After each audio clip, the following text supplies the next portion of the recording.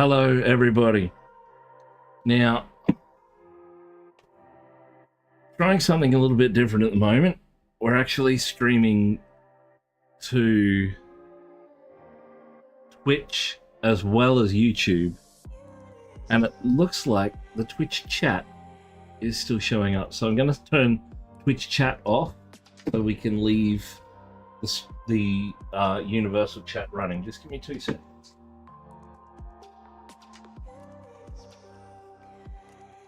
Desk. Twitch chats.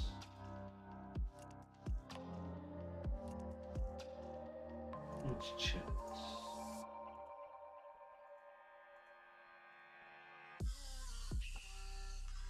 Copy.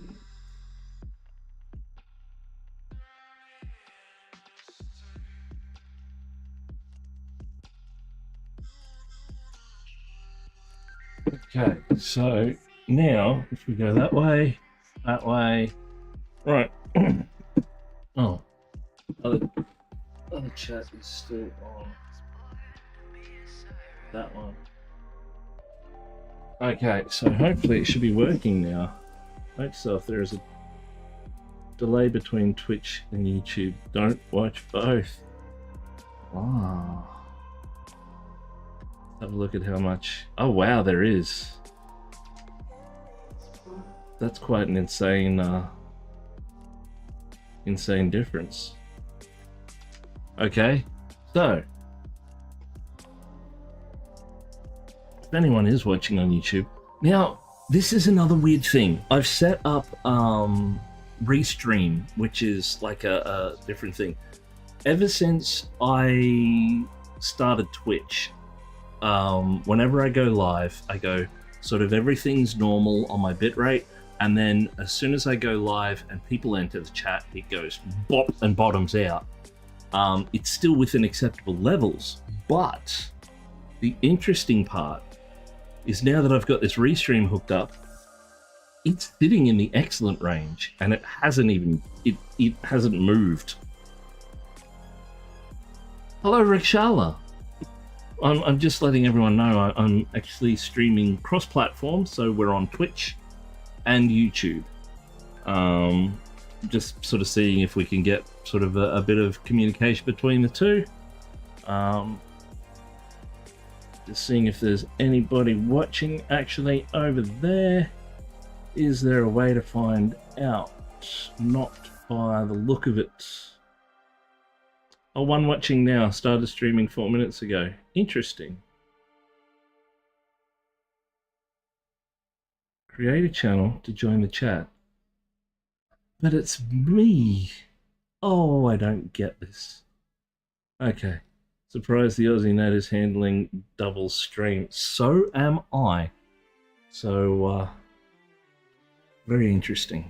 Now, we're getting back to this guy.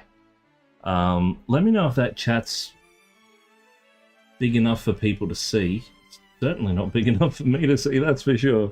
So I'll have to look at it over here. But that way people should be able to cross chat between YouTube and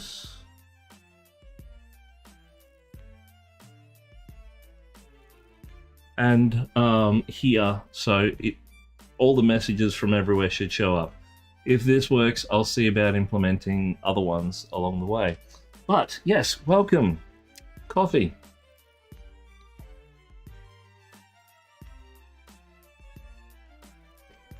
Now, if anyone out there is feeling reckless and a bit crazy, can someone jump on YouTube and say hi?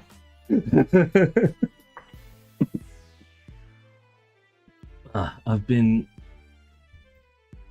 struggling last couple of days, just sort of getting stuff done. The dog has left the building. There is no more dog. However, there is something equally big and something equally problematic sitting behind me. That's another story for another day. It's still sitting at excellent. I'm full green. I'm no longer unstable. Praise Jeebus. Hallelujah.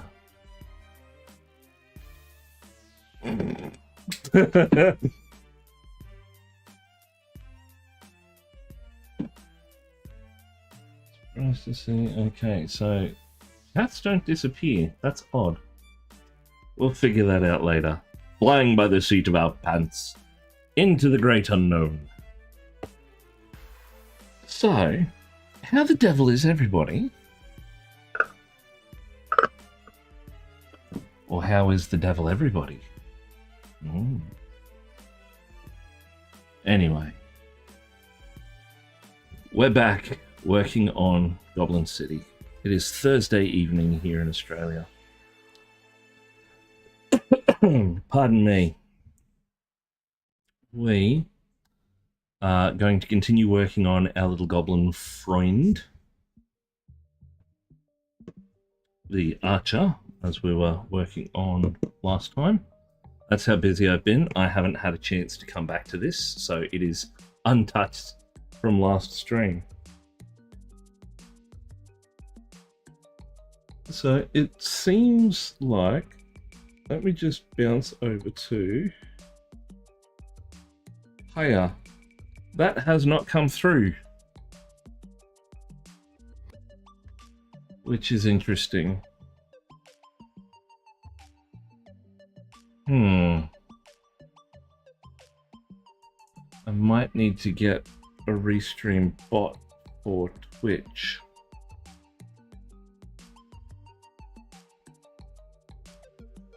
Want a chuckle? Yeah, all right. Give me something to chuckle about. It's been a day.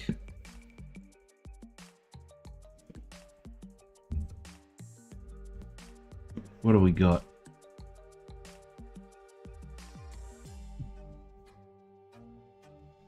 I can't get over the fact that I'm streaming and my bit rate's at excellent. It's never been excellent.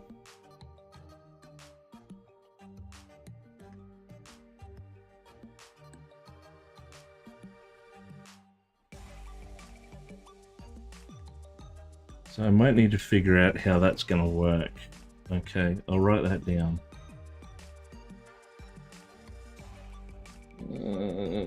Remembered to include motors in the path this time, but forgot they need to wrap around the carriage. They're too short again. Oh no! That's not funny. That's tragic. Don't need to do that.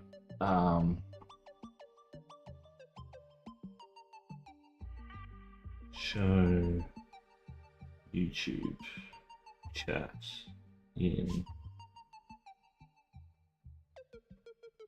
Twitch via bot? Question mark. Bought 2 gold packs. Yeah, but now you got to stick them together, don't you? Let me just quickly check.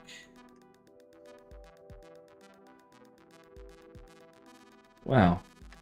I just looked. I've got 52 subscribers on YouTube. So, to those folks over on YouTube, hello. There is a bit of a delay and the chat isn't working at the moment, but I will flick back and forwards between the chat. If you want, you can send me a message on Instagram, link below. Critical Paint Studios 2026. It's over here somewhere. Over there.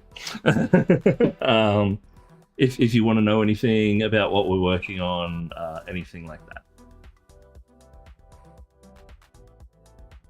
No, each belt is 5 meters long, so you can cut like 3 belts. Oh, okay, cool. Well, that's good. That's better than what I was thinking, because I was thinking, crap, that's not very good. Now, we're continuing on with this guy. Hey, Joker, how you going, mate?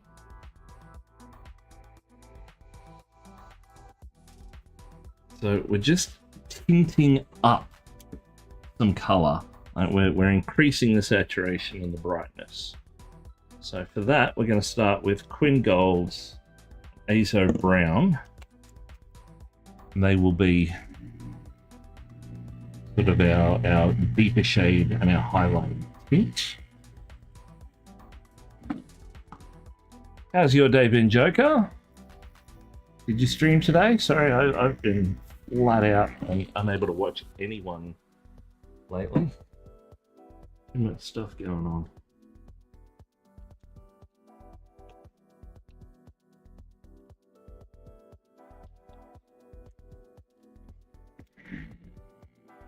Oh.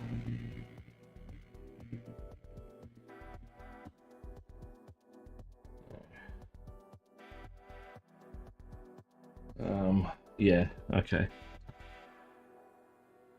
Oh, great. Welcome, welcome, welcome.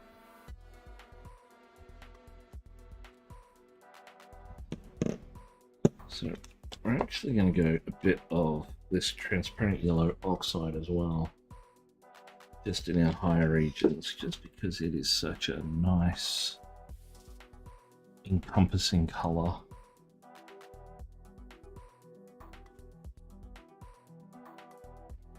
So first we're going to start with that, start on our higher reaches. Now, as I said, we're doing this as just a coloring tint to bring up our saturation across the entire model.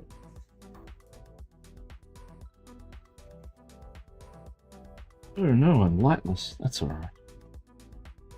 Shouldn't need it.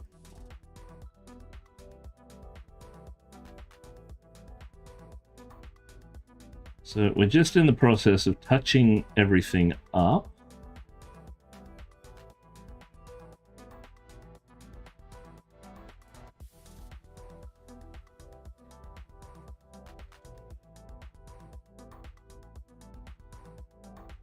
And making it brighter.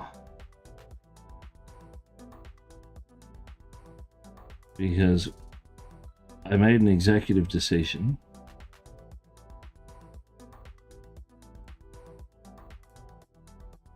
that came down to muting the background or raising up the foreground. I went with raising up the foreground, so watch it all go horribly, horribly wrong.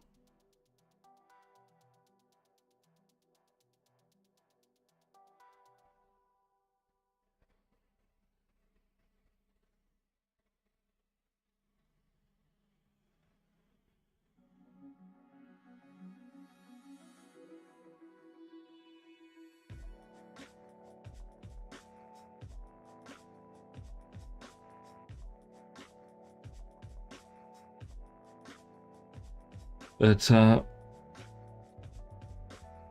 oh, see, this is why I need you people to talk to me. I'd forget my damn head if it wasn't bolted on.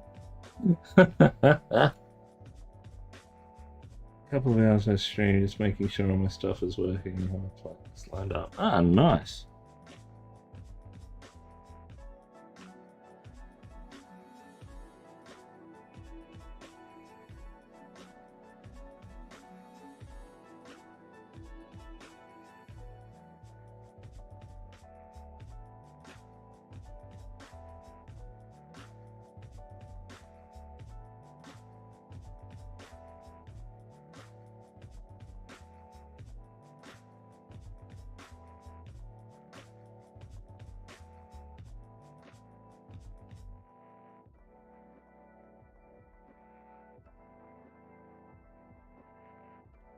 This is going to look a bit too bright. For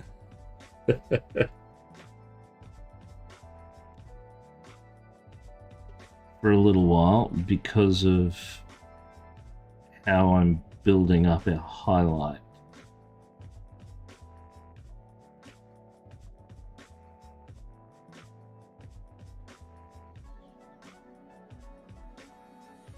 So pushing up our saturation.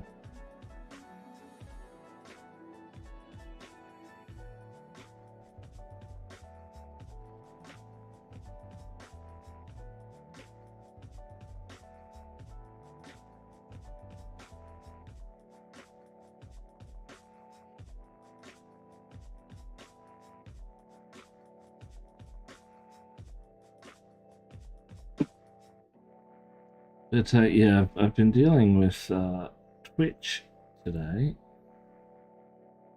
because all of the wonderful subscribers who subscribed and subbed their hard-earned money, all that money disappeared. So I'm a little bit miffed, and started asking questions. So we'll see what happens. What was that one? Oh, right. Learn what people meant by white pigments being large.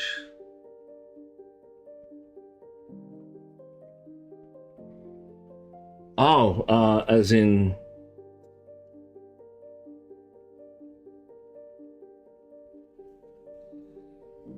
As in what, Helgrat? The actual pigment in white is quite large. Yes, it is.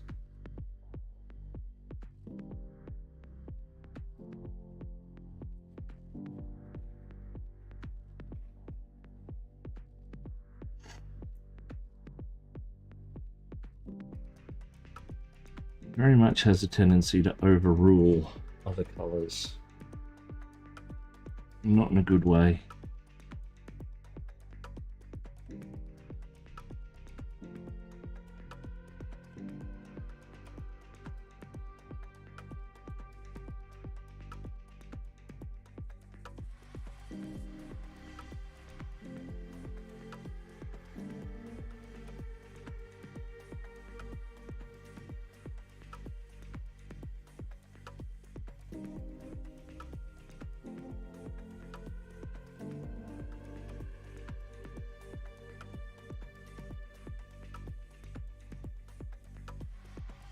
So, at this juncture, we are just saturating the ever-loving crap out of this piece now.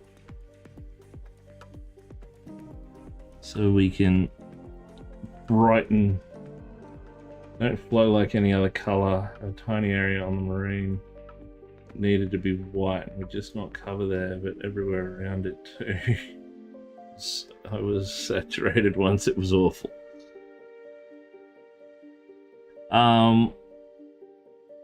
With the white predicament, thin the absolute hell out of it and use the smallest brush you got.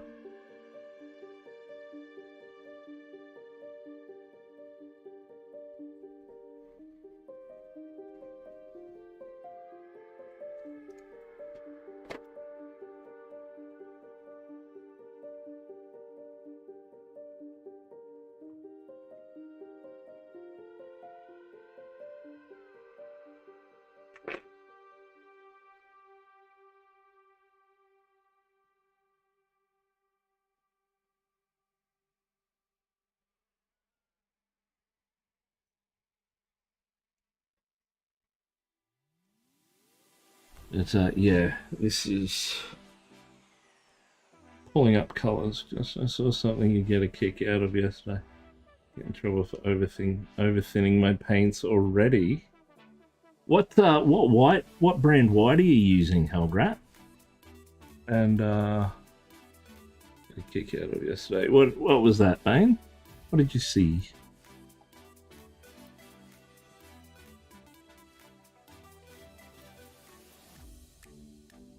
I mean, I get a kick out of, like, well, just about anything, really. I am easily amused.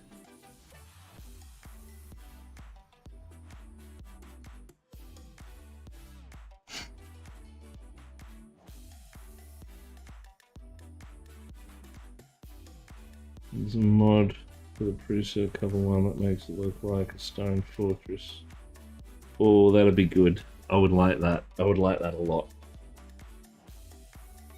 I did up 2 little dwarves for the corners of my Trudon.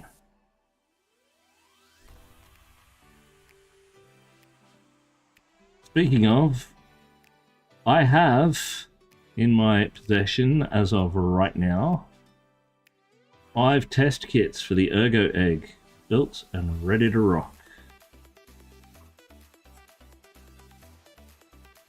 Now, Helgrat already has divs 1, which I need to sort out postage for and get it sent to him. And a friend of mine also has another one.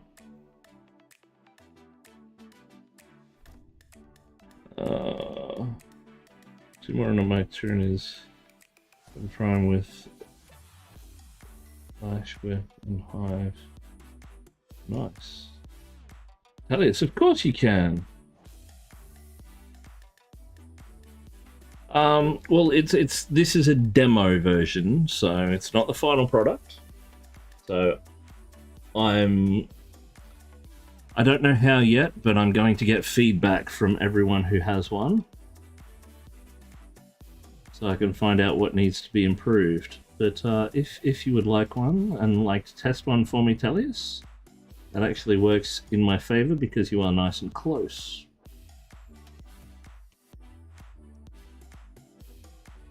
So we can arrange something, most certainly.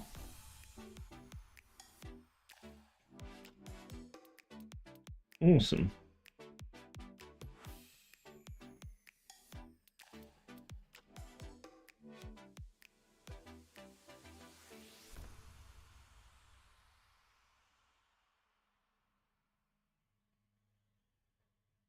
Now, I have a feeling I'm going to need to go over the non-metallic golds and stuff I've done to make them stand out a bit better, because they're not anymore.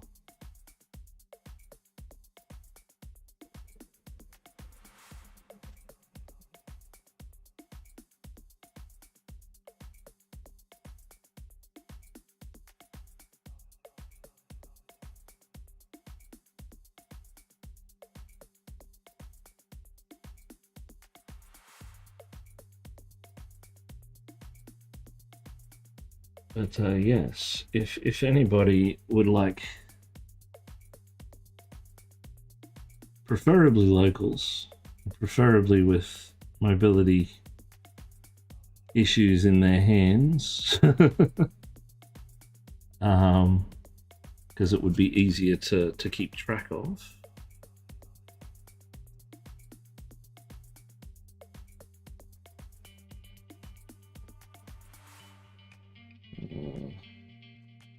I can DM on Discord. You can most certainly. I can throw the feedback in your front driveway. Lol. You can most certainly DM me on Discord at 3 a.m. for sure. Am I going to answer? Hell no. Not on your Nelly. So. Not on anybody else's Nelly either.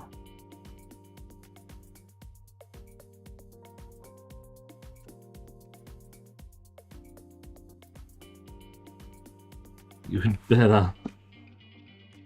Dude, you're lucky to get me, like, not comatose before, well, by, like, what? I'm normally in bed by, like, 6 or 7. So, you can tell, this whole streaming thing of an evening, really absolutely tears me to shreds. I mean, I'm usually up by like 6.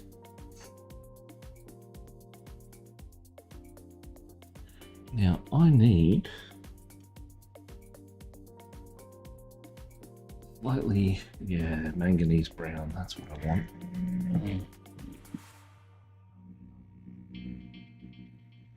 So I'm just going to check over and see if we've got people talking on. Oh, okay, cool. Send me a message, then I can whip around. Don't be mean. The village elder needs his sleep. I'm not the village elder, unfortunately. Although the beard may tell a different story.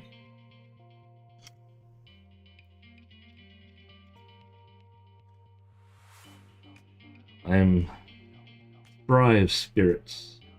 It's just the body that is found wanting. If you can't tell, my son and I are currently working our way through the Hobbit movies.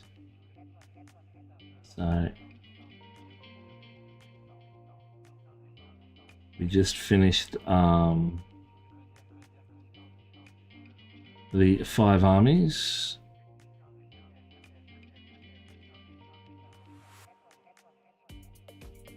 And I have no doubt we'll start on the Lord of the Rings on the morrow.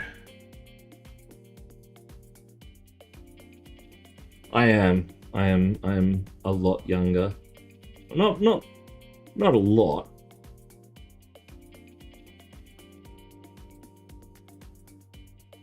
But still enough.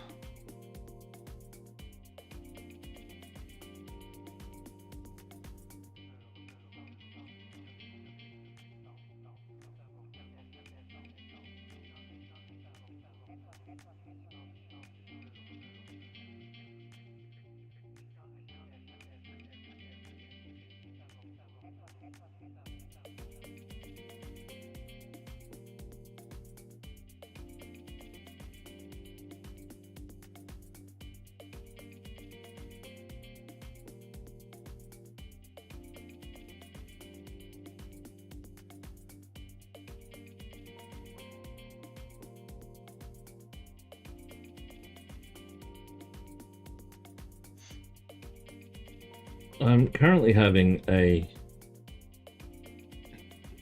not heated but very poignant discussion with a friend of mine. Yes, but I wear mine with my glasses. And these are the 3.5s. Friend of mine still works in IT and is doing sort of a lot of infrastructure for big business and bits and pieces, and is very AI.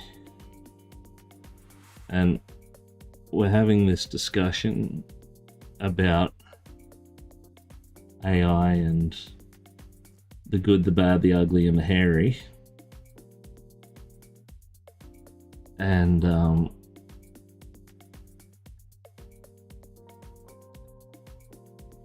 like he's all very much about, like, I get where he's coming from. I 100%, because I was IT as well, and I know the boons that AI has, but unfortunately, he's one of these people who believes in the good of man, but is blinded by the fact that he thinks everyone is ultimately going to do the right thing. And I don't think he sees that.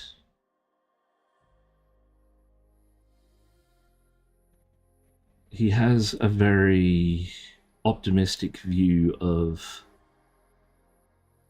what AI can be and what it can do. And I said, yes, that's all well and good. It can be all of those things. But as long as the people who are controlling it remain in control, it will only be ever used to push the working class down further.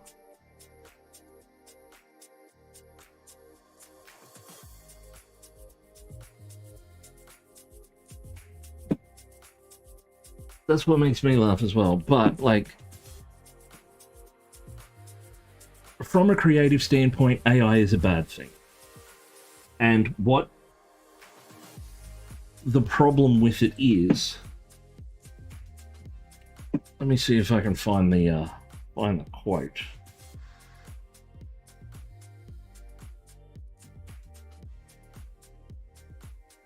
Where are we?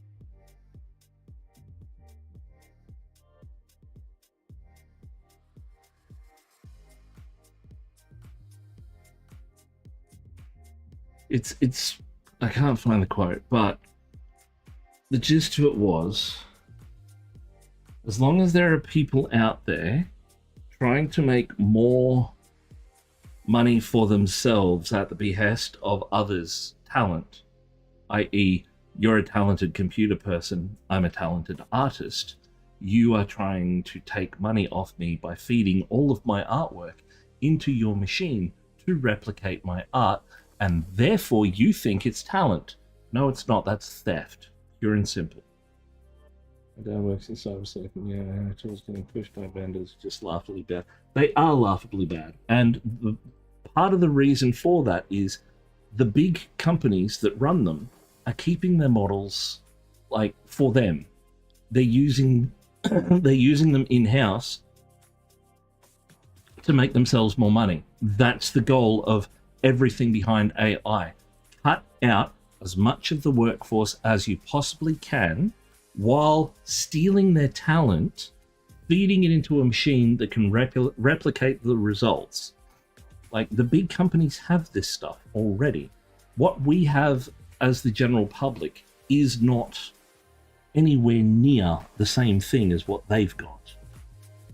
And the biggest problem with that is people are using it the same way that the big companies are.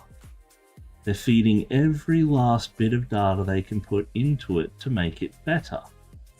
That's fine. Making things better, that's understandable. That's what we do as a human race. But making something better at the behest and endangerment of something else is not better for the people overall. It's worse. Like, cutting out, and he's of the ilk, but there'll always be creative people. I said, no, there won't be. Because the company that's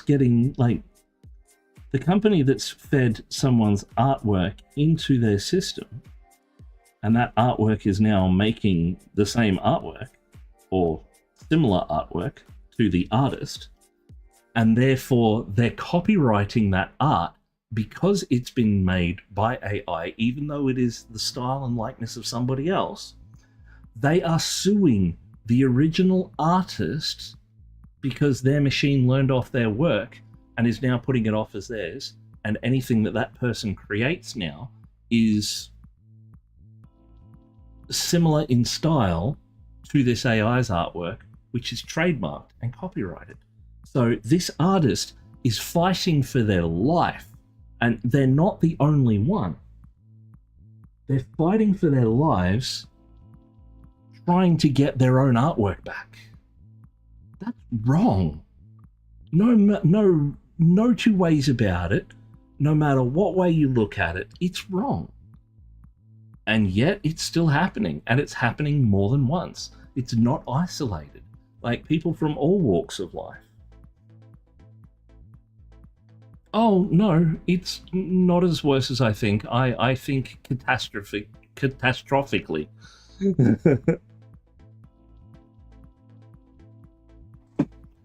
And it's going to get to the point where the creators go underground and we don't post our stuff online. There's no electronic availability of it anywhere. So all that's left for these LMMs to do is continue to chew on their own data. And it will get worse and worse and worse and worse.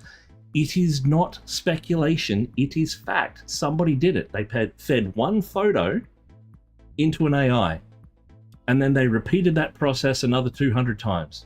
They took that same photo, put it into the AI. It spat out something, they put it back in, they put it back in, they put it back in, they put it back in, and it was so far removed from the original product, when it should have been exactly the same, that the machine imploded. Like, the logic core imploded. There couldn't be anything done with it. Yes, it's everything our society is built on the what I like to call the free-to-play model. And the free-to-play model is everyone is free to play.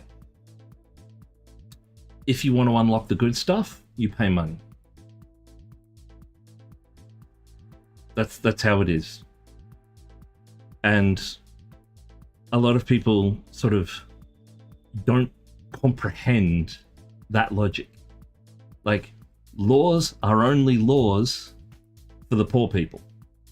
They don't, like, putting a monetary value on a law is the free-to-play model. It's pay to win. It always has been, it always will be. And with the advent of the AI, well, all of the AIs doing what all of the AIs are currently doing, chewing up resources and scraping the internet for every last piece of intellectual property that they possibly can, until there's nothing left. And when there's nothing left, and there's no creatives, or there are creatives and we refuse to do anything about it, they're going to do something else. They're just going to move on to the next thing that will make them money. Because all that's going to be left at the end of the day is the elites and their machines and their piles of money, which will be ultimately worthless, because money's only money and has a monetary value when it's being spent. And we know that the billionaires don't spend their money. They get given money. What happens when there's no more money to give? Then things get ugly. And until the lower classes go up against and fight the ruling classes, there will never be universal anything. There will never be fairness and equality for all under whatever you want. And that and religion, but that's a different story.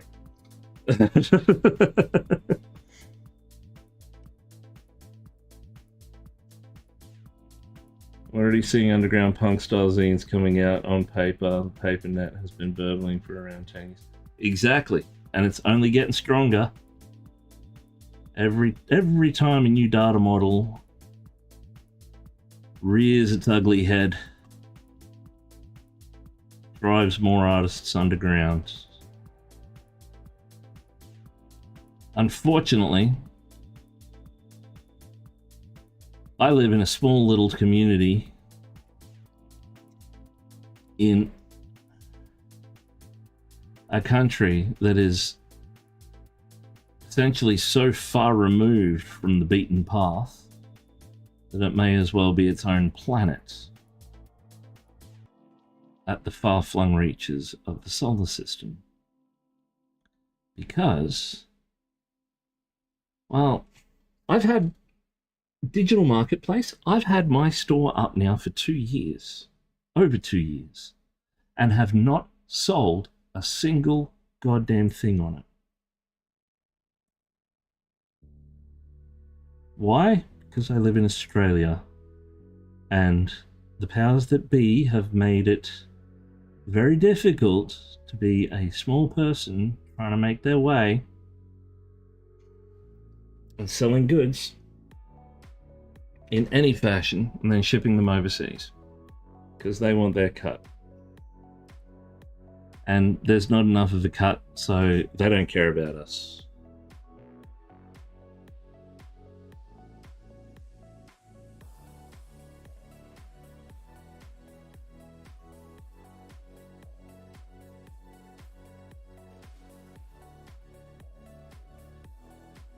Just wait till the bots start buying physical goods to circulate amongst themselves for infinite growth. Exactly. It's going to happen. It's already happening. Hell, NFTs was the like just the catalyst. The whole, hey, take a photo of your artwork, and then that artwork, well, that photo will be worth more than the artwork. It's a cheat code. It'll make you infinitely rich. No, it'll make you infinitely more stupid and susceptible to the next con that comes along.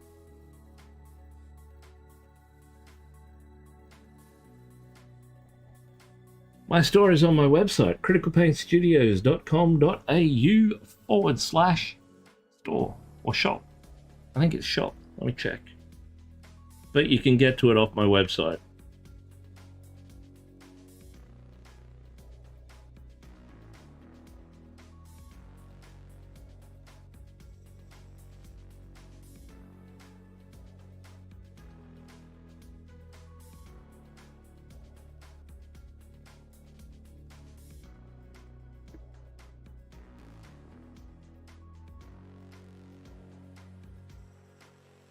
Shop.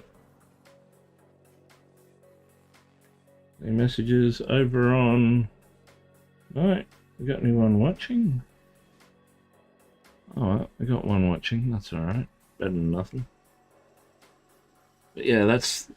Anything that I have a merchant license to be able to sell is listed there, apart from the terrain stuff, which I'm still messing around with pricing-wise, because it's painful. Because it's so large and there's so much of it, so many different options available. That I need to go through and calculate each one individually, so I can then work out a halfway decent price to put them all together.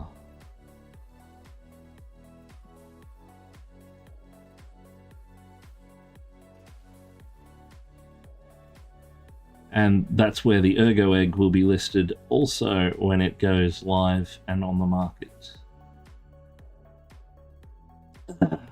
Because be damned, I'm going to list it anywhere else for someone to steal.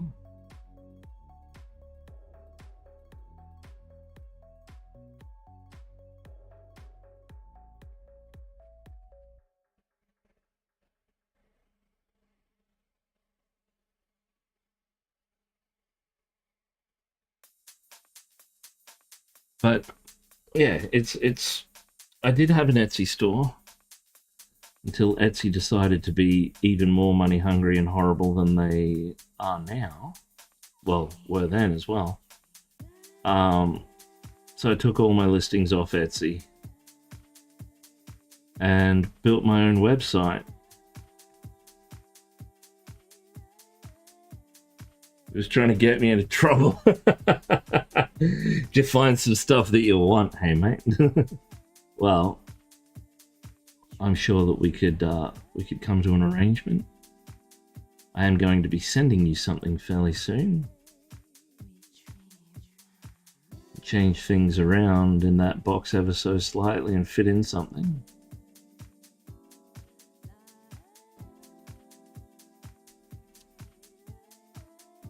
What do you got your eye on?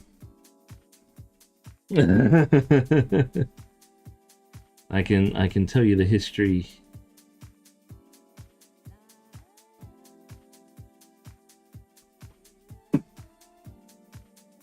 Baron. Baron is actually from a game by another Twitch streamer named Dr. Rhino. He has built this game, and that is one of the faction bosses of the game. I don't know a whole lot about it, but I asked if he had anyone in Australia selling stuff, and he said, no, do you want to? And I went, yeah, all right. So that's there. The links for the rules and everything else are also there, as well as the story behind the game.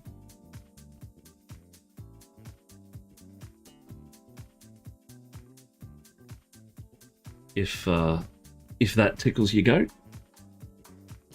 Read that as bacon, but I was sad when I saw I was wrong. Aww. No, it's I think it's based on Baron Samedi, the voodoo priest.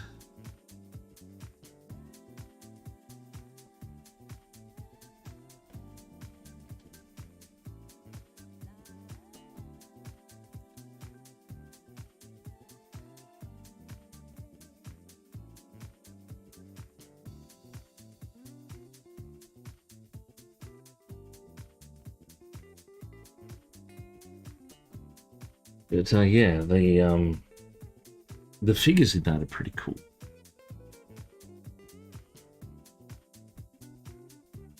He got me to print out the test piece via his website, which is the little sort of weird frog rat thing.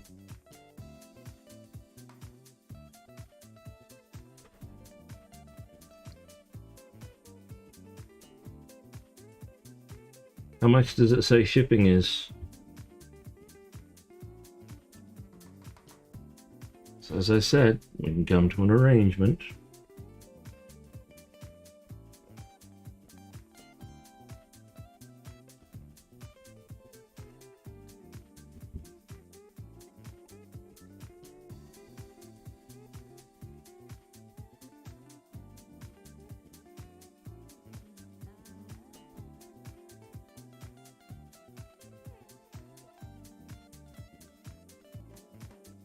$25, yeah.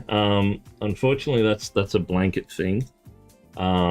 Because the size of the package used, that's what it automatically comes to. But leave it with me.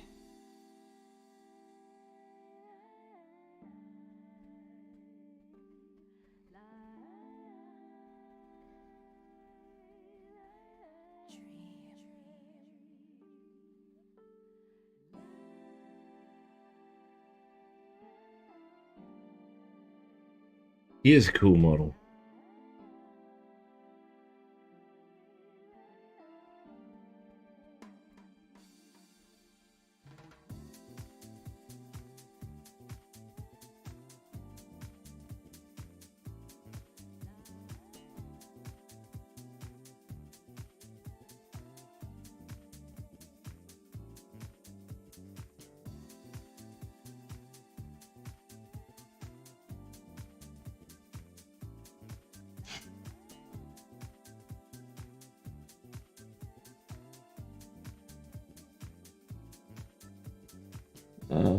Might have to get you to print me a bigger version. Oh, he is quite. That one is quite a large model from memory. He is I think they come in at around 50 mils or 50 millimeters. The bigger ones, like Baron, because they're hero units or something to that effect. But yeah, we'll sort something out. I got you, friend. I got you.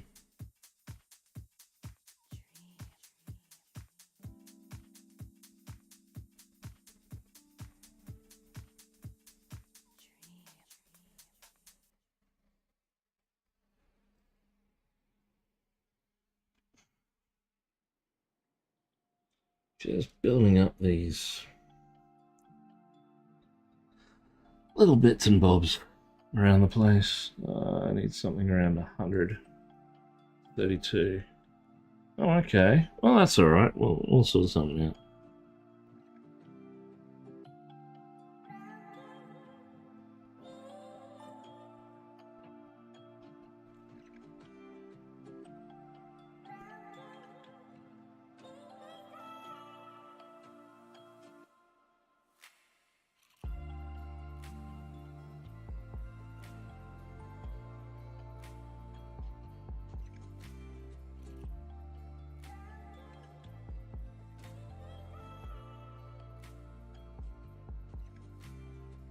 So we're just bringing up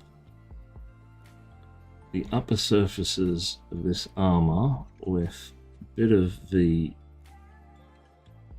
yellow oxide.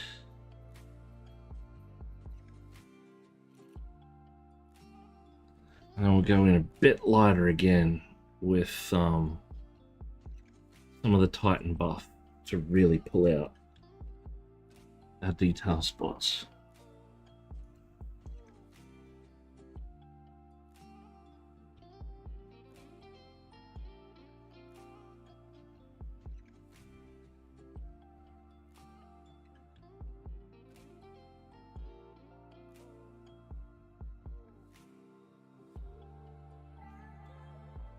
By the way, once I get those, I'm gonna send you some pics of them. I've got the skirts.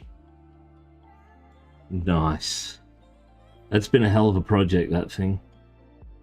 It's looking very, very cool. I wish I had the resources and space to look at something like that, but unfortunately, both of those are at a premium.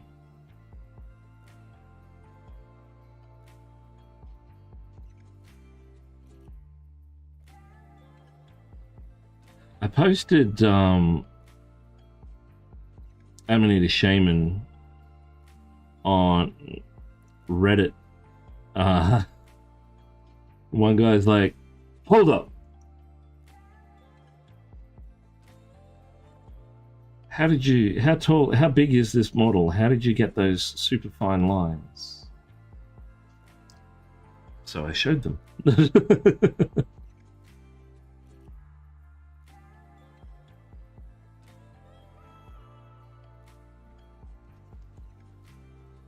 When you send the egg, we'll sort out payment for a bigger version and you can send them together. Yeah, no problem at all, mate.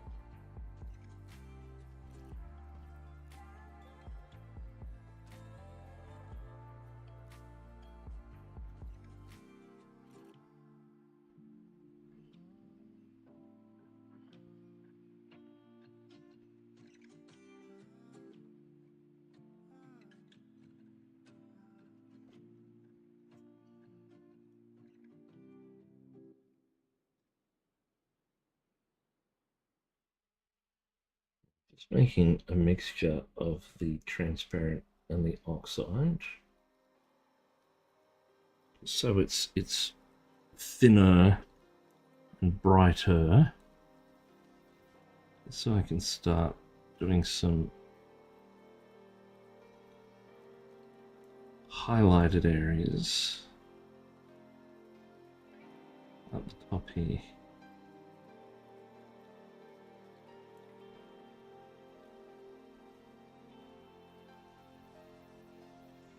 So we can hit those light sources correctly.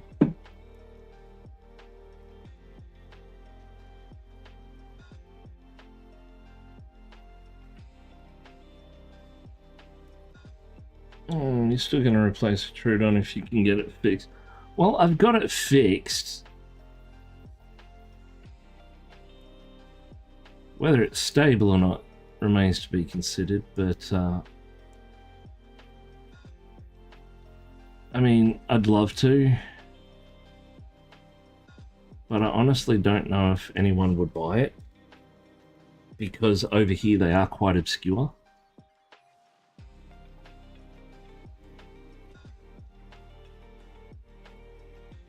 So I think I'd be hard pressed.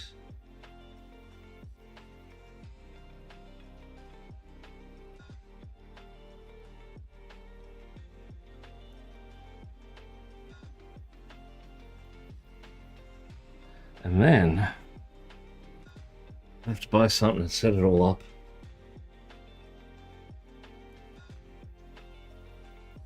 And at the moment, I am quite pressed for time.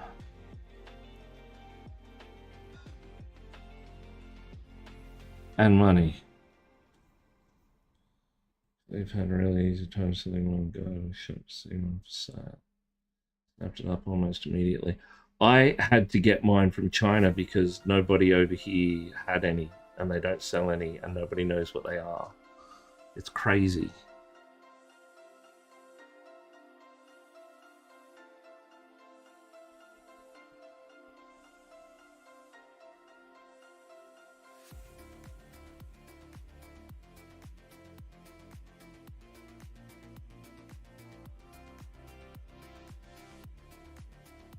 Like, it's ridiculous. I thought there'd be a way bigger market for them. And then I got one and realized why.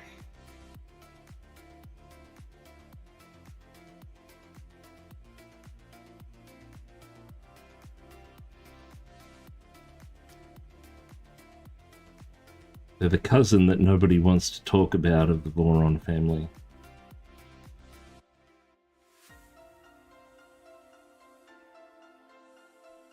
which is a shame because it had such potential to be a damn fine printer.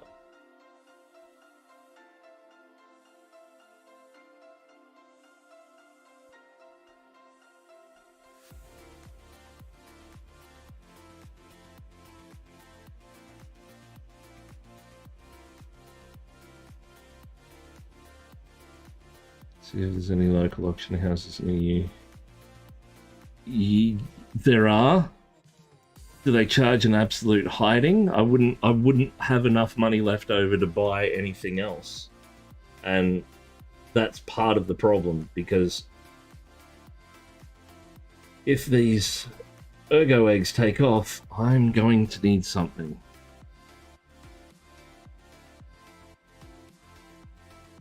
No, it wouldn't. Like, the auction houses over here are disgusting when it comes to pricing stuff.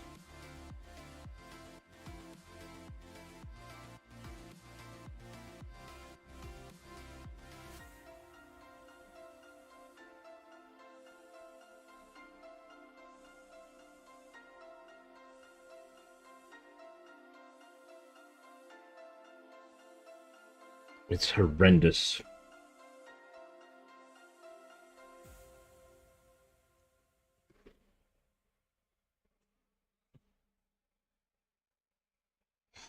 Yeah, over here they do that, plus they also do listing fees, and then they do administration fees, and then they do, like, the list goes on and on. They will try and get every last cent of what they sell out of you. So a lot of people don't use them, and auction houses have been relegated now to little more than liquidation clearance houses. Like, as an example, Lloyd's Auctions, which is all around Australia,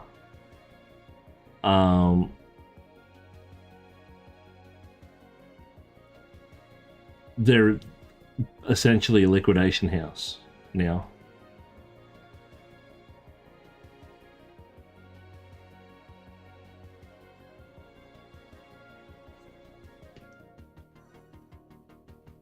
They're not in Sydney anymore, or they're not in Sydney doing liquidation stuff?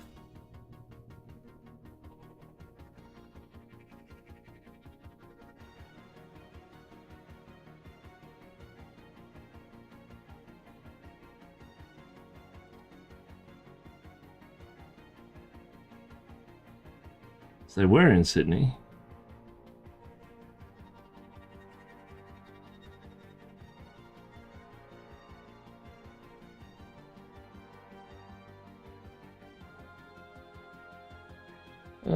Saving up for a printer, and then I found a sale of paints and brushes, and ended up not saving money and bought more than I should have.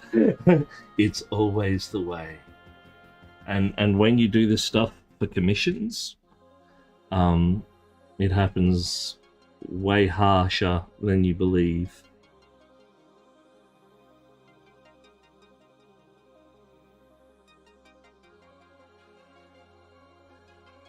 It's like, I've got a big commission at the moment, which I can't show on stream because it's a secret. The guy doesn't want his wife inadvertently finding out. But I've had to spend $100 already, and I've only just started.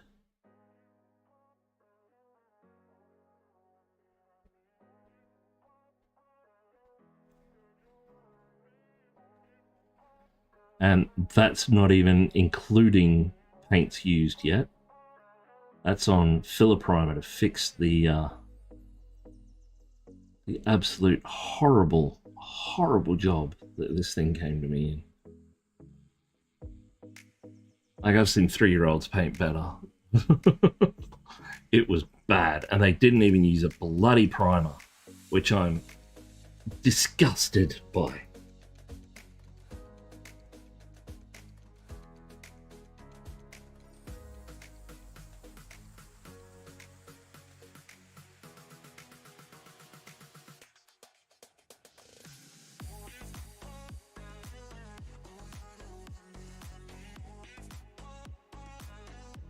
Getting back to our conversation of AI, somebody's faux pas with AI has made me quite a bit of money on this job because somebody sent their photo to a company saying, "We'll turn your photo into a statue." Yada yada yada. Good stuff. Yay. What they show on their website and what you get in real life are two very different things. So much so they are now employing me to fix the mistake. And for the amount of money that they're offering, I said yes, because I need money. So there. About 5 years now. Well, there you go. Even they're not doing good.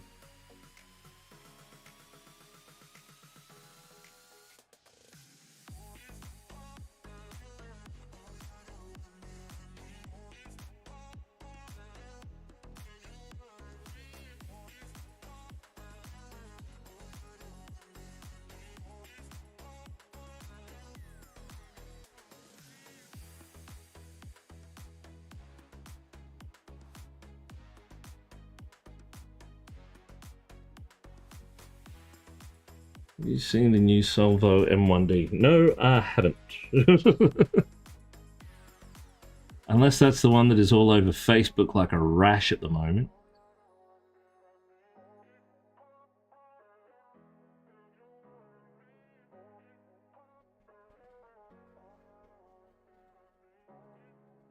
Well, let's just have a look. 7-headed IDEX machine. Looks sweet. Nope, I haven't seen that one.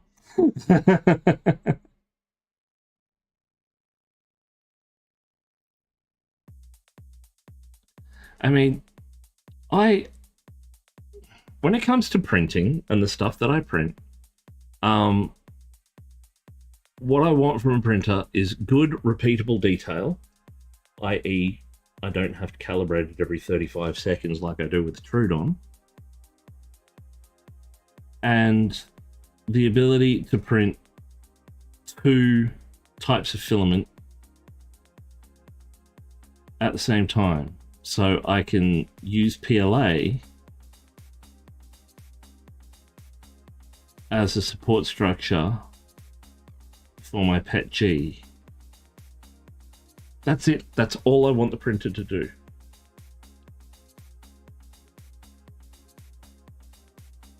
Holy crap, you're dumping the Prusa XL?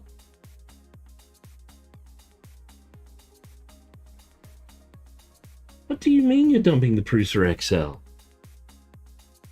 I thought the Prusa XL was the bomb.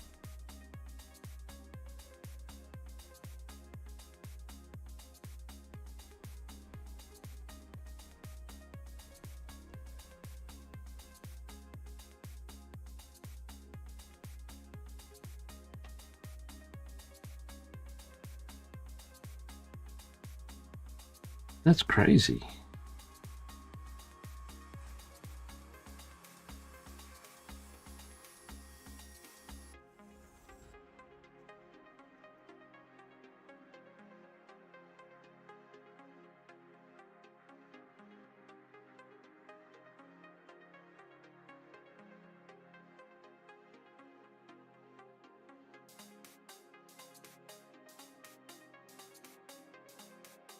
Things slow, loud. Give me many issues of similar ones. My Chinese printers. Oh wow, really? Rather sell for the M1D 11 up. Jeez. What happened to Prusa? They were the guys.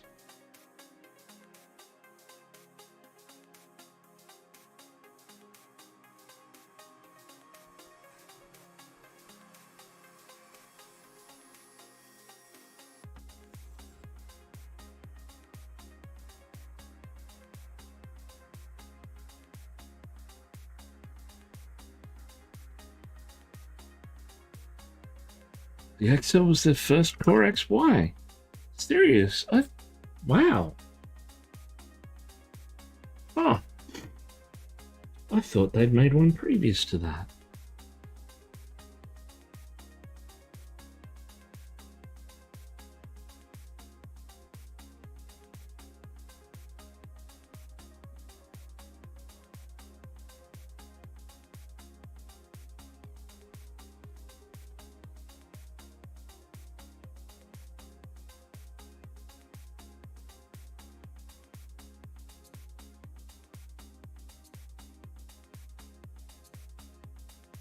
I seriously thought they'd made one previous. Now today I'm doing something I've not done successfully before. Deep cleaning some of my brushes. Last time I melted the glue and the hair fell out.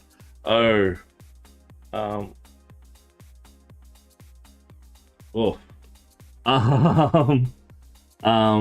With your brushes, what are you using to clean them? I'm assuming from what you've just said that there's hot water involved.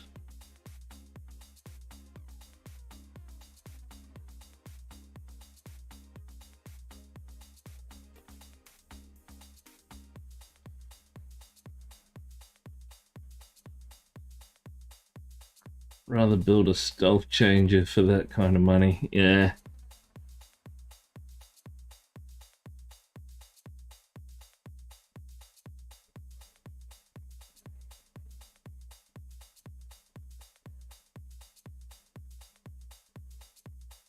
And what types of brushes do you own that you're going to be cleaning?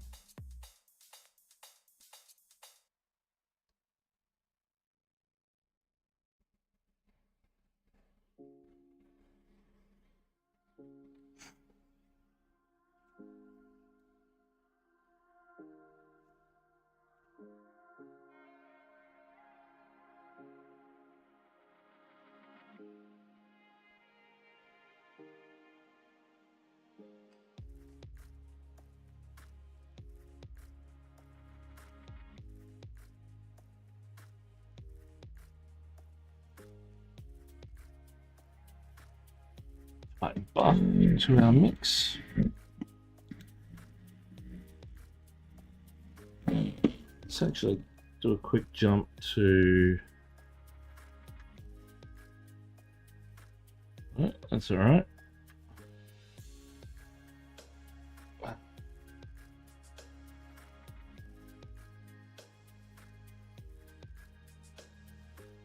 And I wasn't expecting a massive turnout on YouTube anyway, considering this would be the first stream that I've done there for quite some time. Yeah, I'm using isopropyl based brush cleaner and brush soap. Probably going to use some hot water to see if I can say, don't use hot water on... Do not use hot water on synthetic brushes. It will kill them. It will absolutely annihilate them in every conceivable way, and they will be useless. Do not use hot water on synthetic brushes. How did the mushroom guy go? Well, you can check him out for yourself if you like. Give me 2 seconds. Gallery.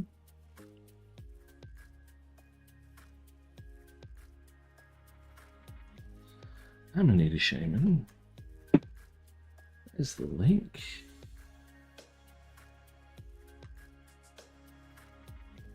That is the finished shots of Amanita Shaman.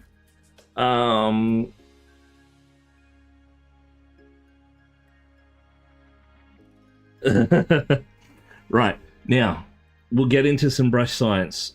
This is a dirty brush. You can probably see the stuff here on said brush. So this brush is dirty, yes. Hot water will help, but you only put it just up past the tip of the ferrule. So if I go back to that, and I'll use this as a separator. Only submerge your brush that much in hot water.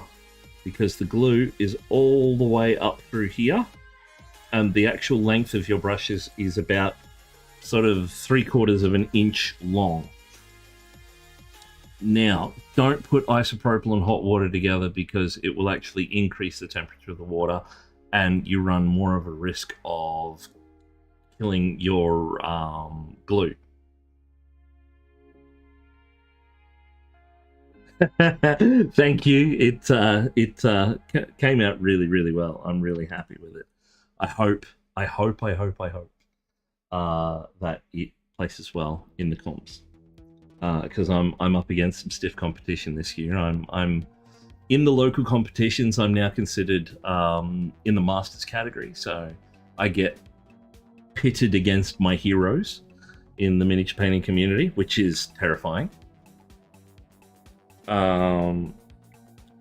But the other side of it is I'm going to my first national competition with it, and one of the judges, well, probably more than one of the judges, is like a long time idol for me. One of the greatest painters Australia has to offer, none other than Mr. David Culwell. And yeah, I wish I'd have known that otherwise, like previous, because I wouldn't have started. I wouldn't have done what I'm doing. He is a very different painter to me. I am what's known as a painterly painter. He is smooth transitions, smooth gradients, very good blending. I am for the love of brushwork and the visceral feeling of art, as opposed to the refined aspect, which a lot of my other miniature painting colleagues are. So it's going to be very interesting how it all turns out. But brush care. Synthetics, don't use hot water, don't use warm water, don't use anything. It will do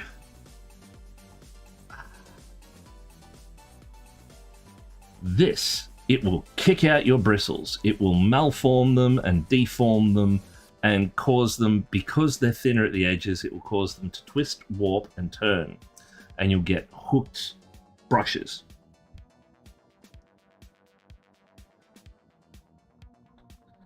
I dab, paint, and play like a pool game, hit and hope. Well, all it takes is practice. Practice and repetition, and you can become a good painter. The hardest part is having the creative spark for it. That's what you can't teach. Anything else you can teach.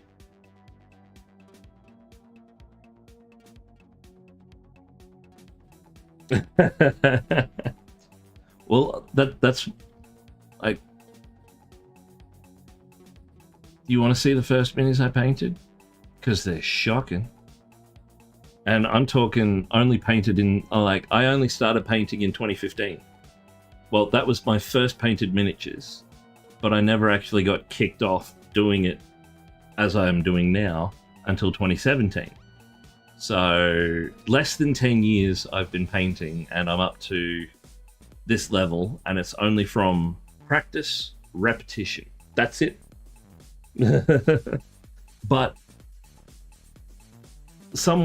multiple people said to me, you are good at this. You can be really, really good. You could possibly be great. And that was enough for me. They're a plastic base, so if you form them hot, you can take out the hooks. No. It won't work. Trust me, it will not work. You have to be very fast, very precise. Otherwise, they're stuffed. Well, thank you. Thank you. I like to think I've developed my own style as opposed to a lot of other miniature painters. A lot of miniature painters, it's hard to discern who's doing what, and because the internet has given us this neat little thing called the bandwagon, and everybody jumps on the bandwagon.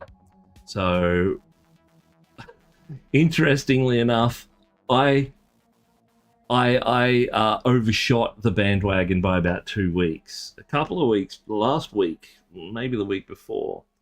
Time is nothing to me. I did the run through of the face for Greedy Twins, and I on stream we went through and I painted up how you would go through planning and sketching out and then building up the tones of a face, and I did that in about 25 minutes. I made a couple of videos and popped them out on the internet. This week, I've started seeing, your faces suck, you should do this. And I'm like, hey, I'm a trendsetter. Woo! I look at YouTube, then turn away from it. Information overload. But yeah, I'm trying to build a community, yes, but I'm also trying to build a community of painters. I want people to join me and follow me and subscribe to me and all the rest, so they have the opportunity to be taught and to progress as painters. So if there is anybody, and I can see 12 of you in here, and I know there's another one, maybe 2 people on YouTube. If anybody has any questions about anything in the miniature painting field, in color theory, in balance, in lighting, in style, in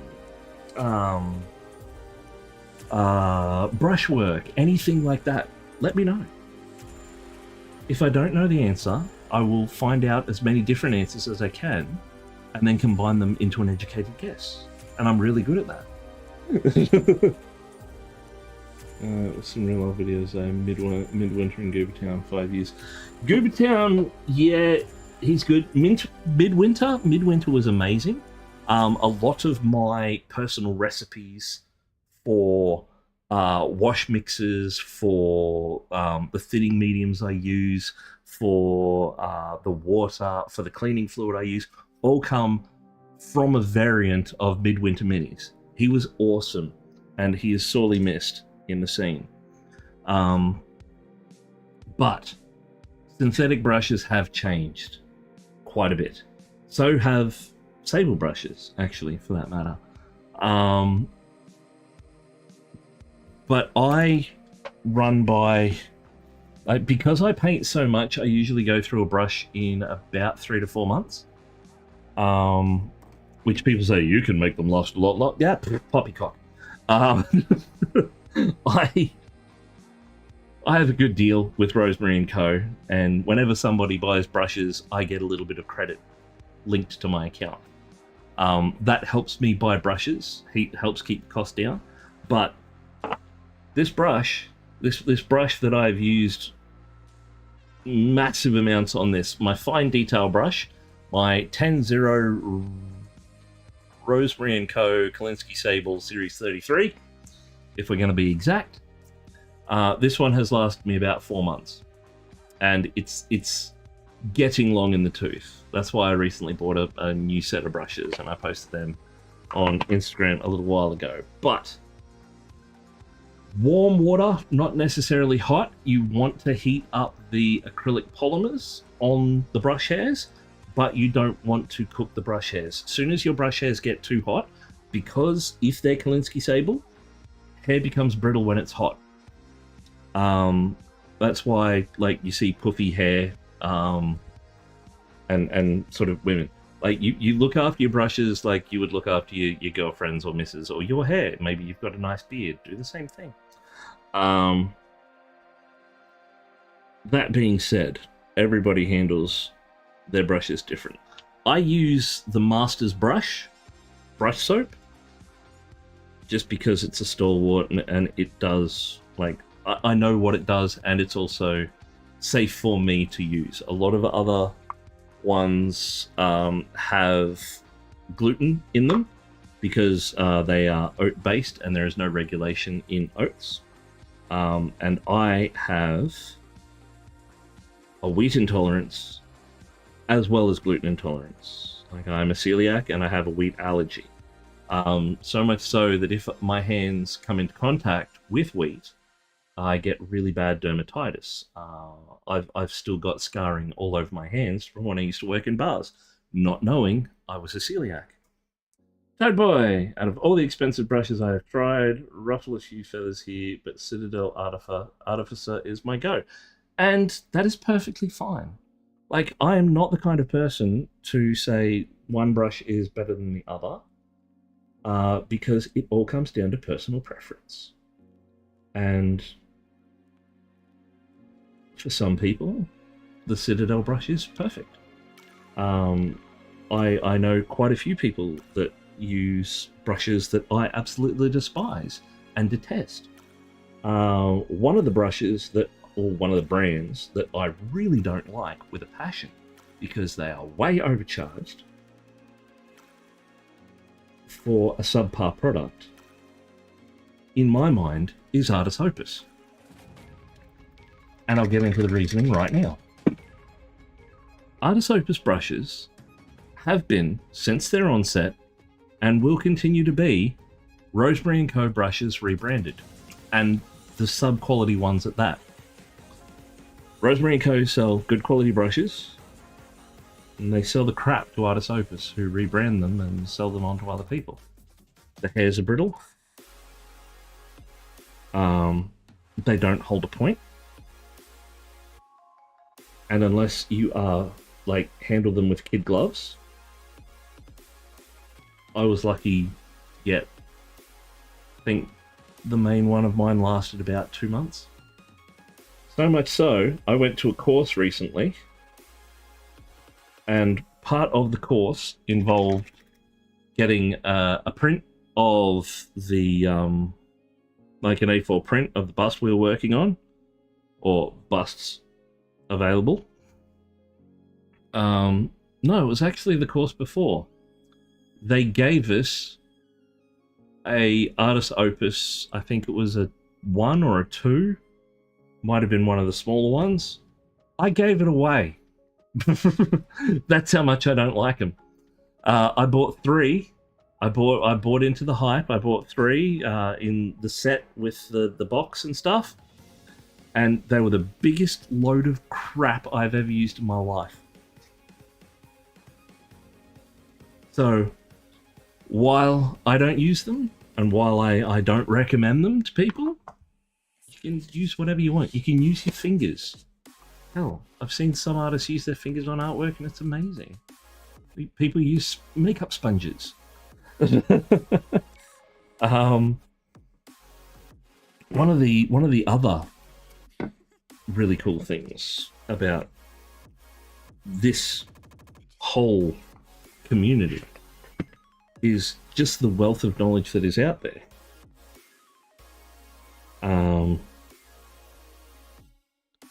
Now, I'm just washing this in olive oil soap.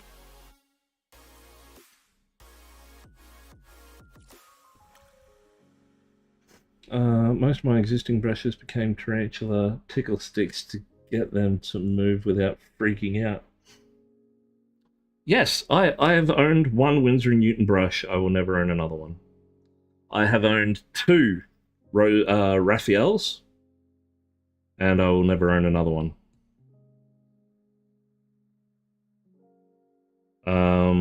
I've got the Chimera brushes, the arrowheads. I don't know how to use them correctly, so I probably won't ever buy another one. But I know someone who does, and expertly so, and they are a good brush. Like, I'm not one to fault them because I can't use them. Just because I can't use them doesn't mean they're not a good brush.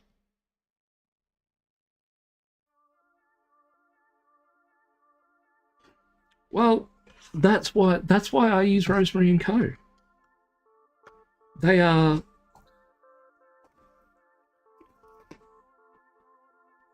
an amazing quality brush with a good quality price. Like, if I were to buy this from Artis Opus or Raphael or Winsor & Newton, I'd be paying $30 to $40 for a brush like this. I spent $11. Got some brushes and locally try them out during the weekend. If they're good, then get the rest from the store. They are amazing. Like, I only recommend the stuff that I use, and if it's down in the list below in the about section, that's the stuff I use. Like my Redgrass light, my Redgrass portable light, my Elgato Stream Deck, my up until recently Redgrass gaming handle, the Mindworks wet palette, the Redgrass wet palette, the Kudrufi, the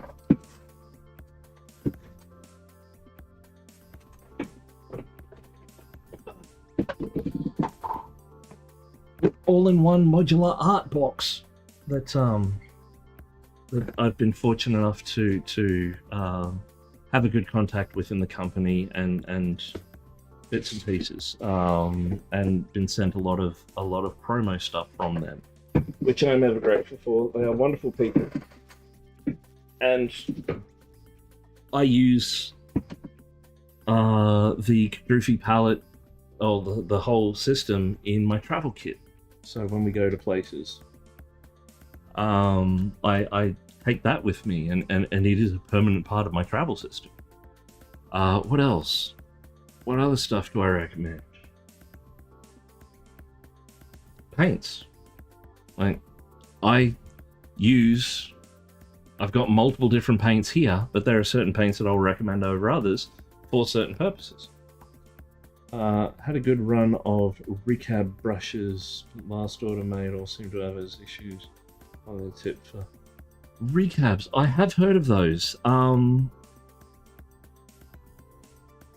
There's another brush company that does synthetics, like recabs. I can't remember what they are. They've got a blue handle, I know that much. But I recommend Rosemary & Co.'s because I use them and I know how they work. So if you're having any particular problems, I can help you out with it. Another brush that I would recommend, if you are new, people who are looking to upscale their talents and move on to Kolinsky Sable brushes, Golden Maple, which there's a link down the bottom. I did a review on them on my YouTube channel also, Critical Paint Studios, down below.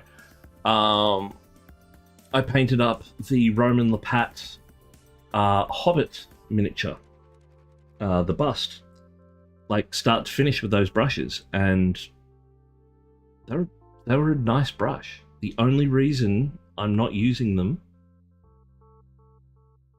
yes, and the only reason I'm not continuing to use,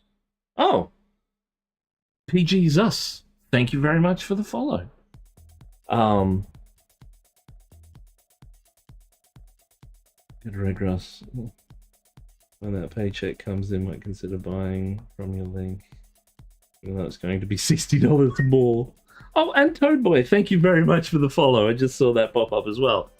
But yeah, like, the Golden Maple brushes, the only reason I don't use them is because of one tiny little feature that I absolutely love to bits on the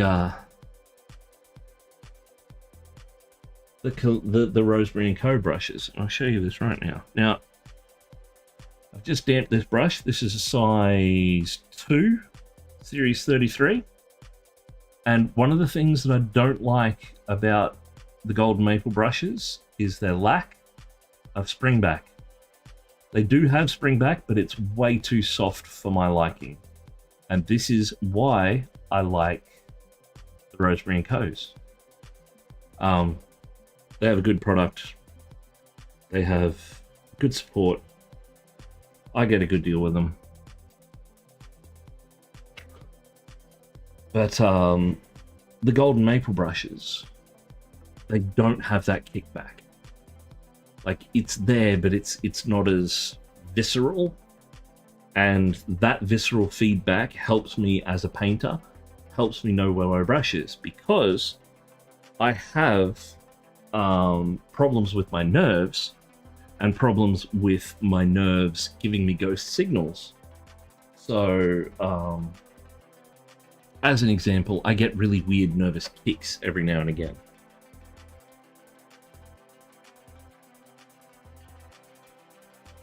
New way of keeping your brushes in better condition? What's that?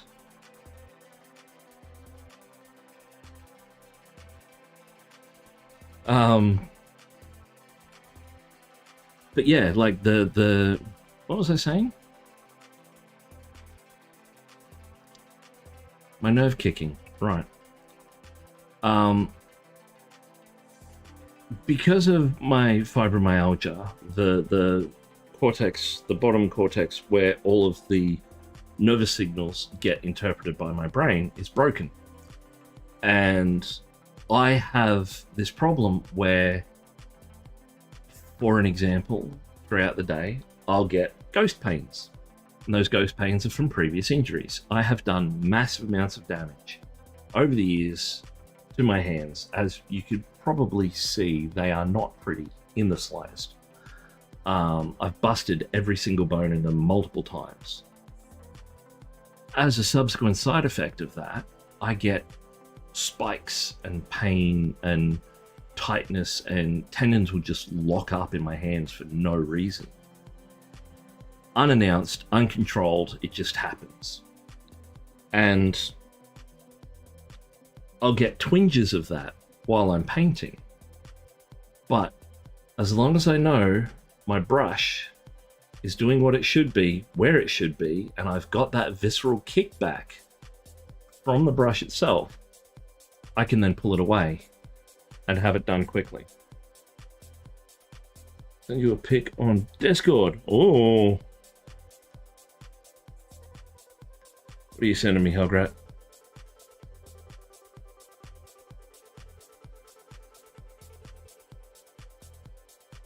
Thoughts on the headset? This little beastie is a Frankenstein that I made myself. So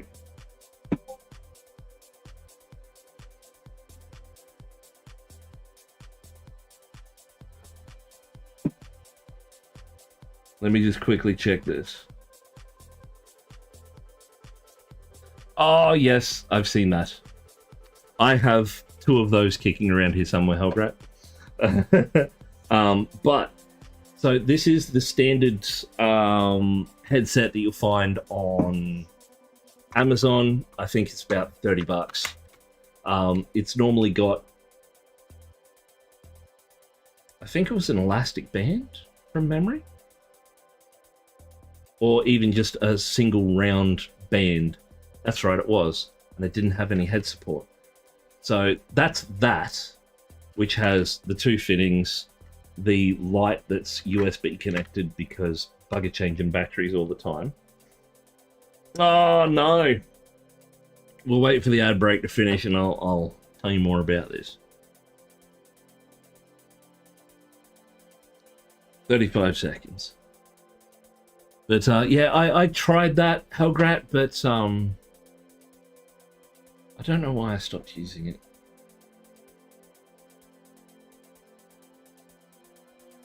I think because of bugs, mainly. Kitchen scale covered with brush soap. Drag the brush across the scale. I might give it another shot.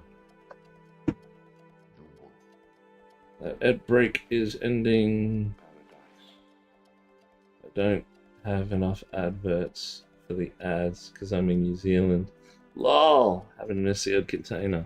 Yeah, I've got a few of those kicking around. Yeah, getting back to these. This black bit is a welder's helmet. And I think I picked it up for, I think it was about $20 also. So this whole unit worked out to about $50 total. And I chose the welder's helmet because of its comfort factor, because it's got these two straps and the adjustable one. So you adjust it to where you want, you can loosen it off. You can tighten it up. You can flick it up, flick it down. You can have the multiple things, and you've got the light on there also, which is good for me because my eyes are screwed. To look at stuff within this range, these glasses are fine.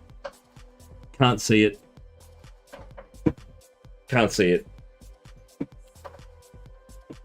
Now I can see detail.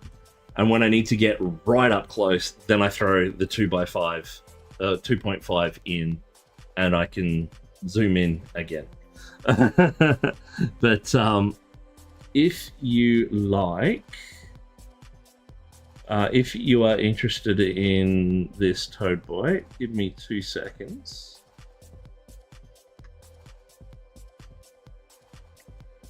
And I will find my links for you.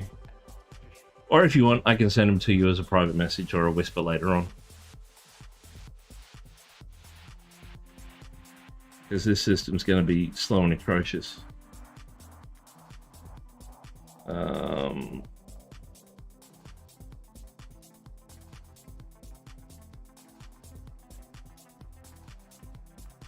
Okay, cool. I'll send them to you a little bit later on. And I got both of them off Amazon. It's hang on.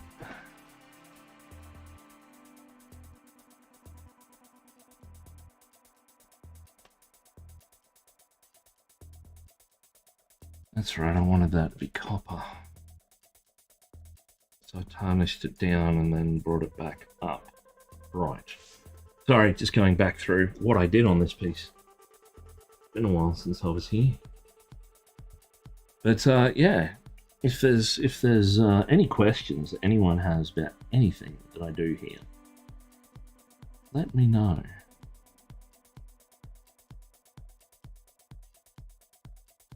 Because I'm sick and tired of creators.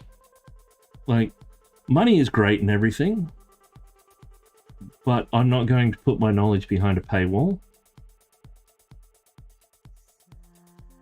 People say I should, because I've got some crazy and wild ideas about teaching and bits and pieces and making people better. Giving them access to the right tools to do so. But I don't think education should be limited to income. If you like the advice that I give, you can donate money to me. I think that's what turned me away from a few different creators on YouTube. Exactly. They lock everything behind paywalls. And I refuse to do that.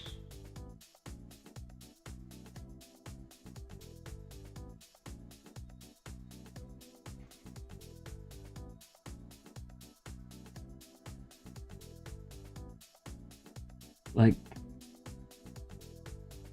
I do commissions to get paid.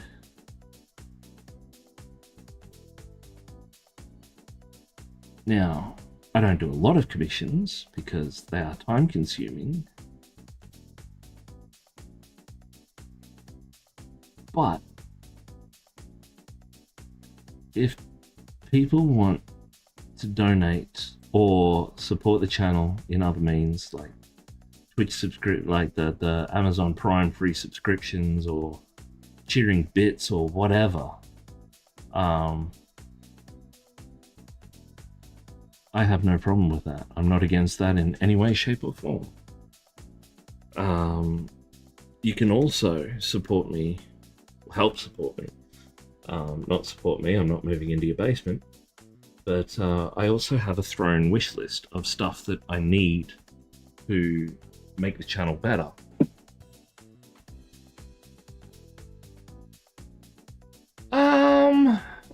Yes and no. Like, when you're painting armies, absolutely. You've got to find joy, and sometimes it is very hard to find joy.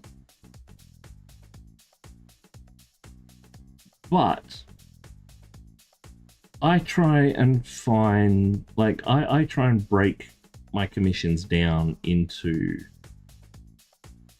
chunks, and I use those chunks to learn more. So I'll try something that I haven't done before. And if it's successful, it's ultimately going to make the job better. If not, I just go over it and fudge it up and hide it. I didn't do anything like that on yours, Tellius.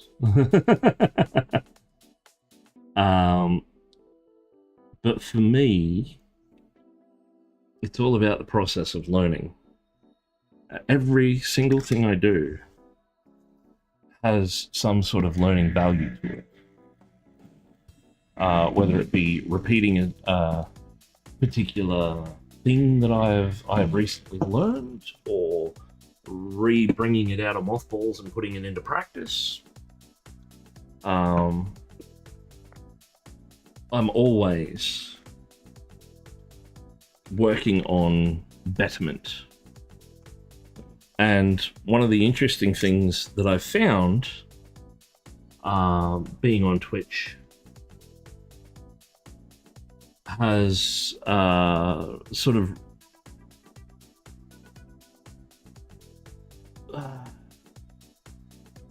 made me think about that more. And the fact that I'm doing that on stream also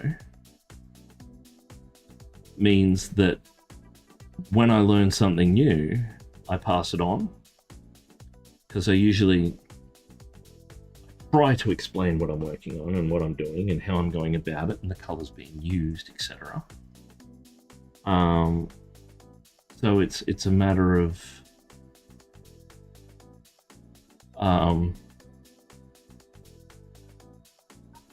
sort of making sure that I'm talking, and it always makes it better when people are here talking with me. Otherwise, I just end up talking to myself, and that's not a good thing.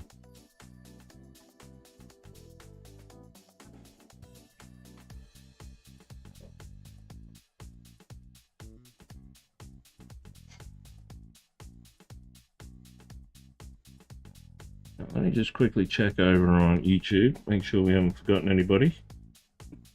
Black Sword Vids, hello! Now, if you're still there, I just have to let you know that I'm not seeing the YouTube comments as yet. I need to implement some way of seeing them on Twitch.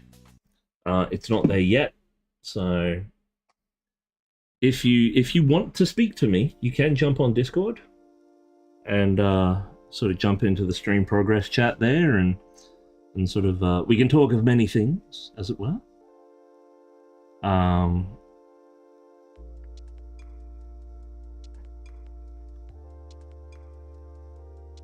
But yes, I apologize for my lack of technology at present. Working on it. I should hopefully have it up and running by tomorrow if I can find what I need.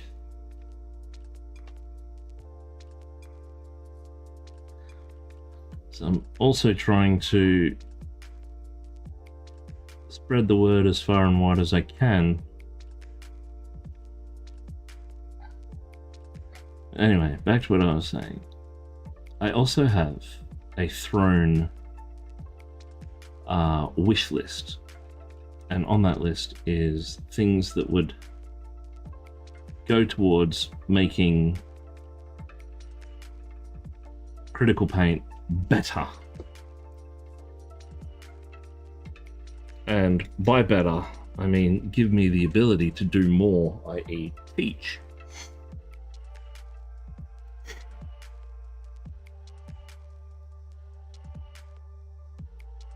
And I've set up everything.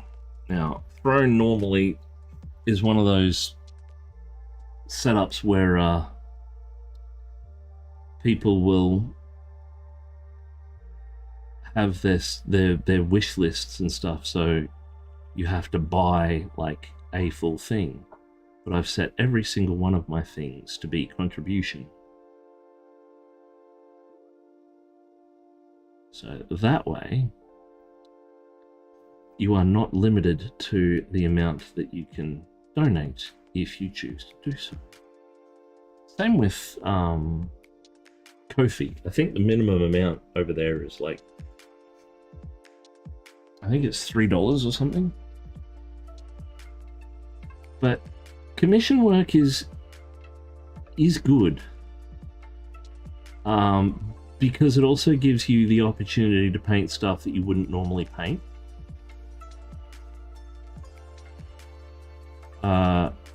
A great example is the commission I did recently for Talius, which was Dragons Don't Share from Reaper Miniatures.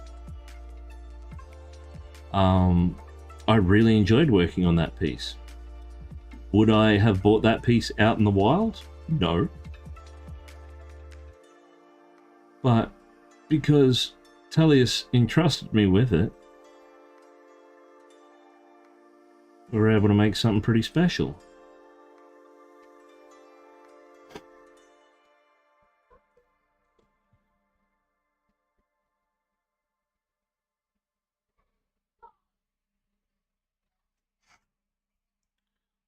To be fair, I wouldn't have bought it on its own either, but I am glad I had it. Well, I'm glad you entrusted me with it, my friend, because I think it turned out really well.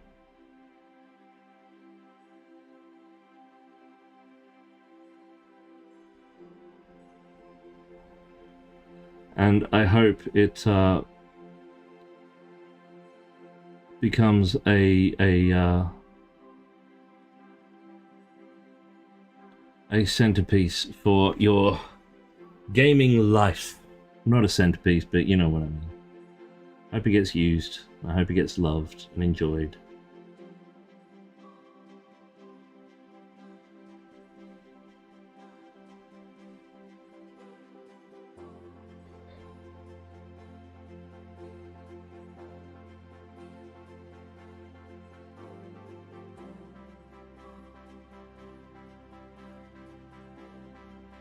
Which I'm sure it will.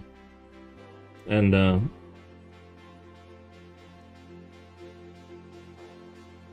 used, loved, enjoyed, but definitely not shared. Pride of place in my house. Had it out last game. Played to great effect. Everyone enjoyed it greatly. Ah, awesome! Awesome. I love hearing stuff like that.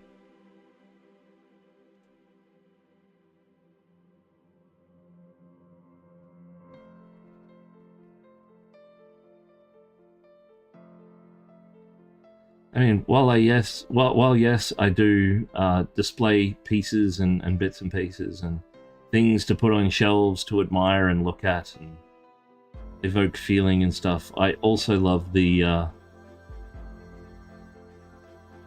stuff that I paint that is going to be part of people's adventures and stuff. As someone who has not had the chance to play D&D and stuff like that, due to the limitations of my illness and mental capacity for things like that, I'm happy that I can contribute to that world in some way, shape, or form.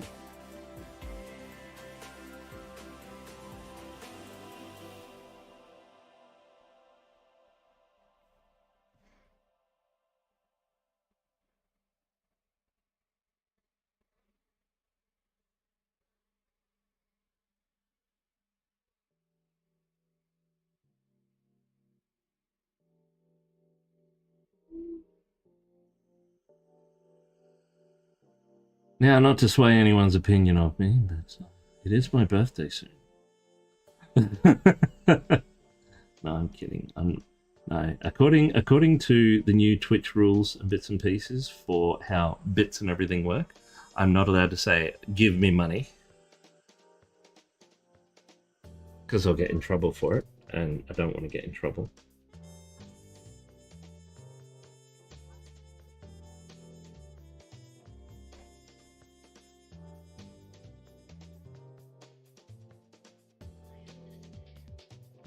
I mean, they set it up so you can't even ask for like if I played sort of, and this wasn't VOD'd, and I played sort of music from Spotify, some folks have a setup so you can use bits to request a song. You can't do that. That can get you insta and permanently banned now. For shoutouts, it's not allowed anymore either. It's very interesting. I mean, none of that stuff ever happens on my channels. Or channel, being the only one. But I find it interesting that Twitch is trying to clamp down on that side of things. Makes me wonder how many of these larger Twitch celebrities are coercing their followers into giving them money. Oh man, everyone cancel the birthday donations. Yeah, I don't know. I really don't know. Somebody had to be abusing the system. It's the only thing I can put it down to.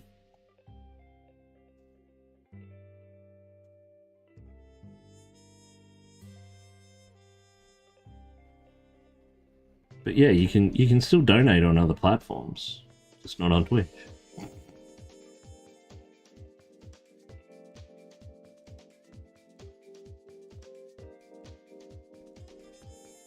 But yeah, everything I'm doing at the moment, like all of the money from the Prime sub, the subs, and bits and pieces, is all going into an account, which is dog tagged for the Canberra trip, so I can get to Crimson Brush.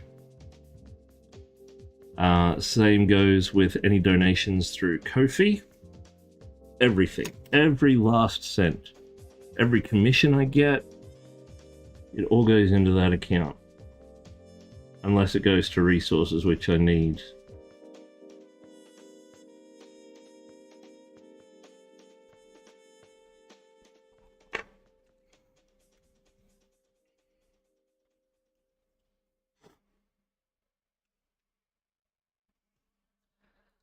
What time is it actually? Oh, we're approaching 2 hours. I target 12. Let's see, requesting a song seems pretty benign. Yeah.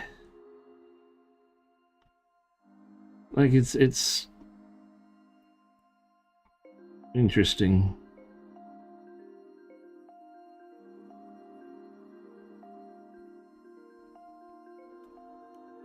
Hence the reason why I'm branching out across other platforms as well.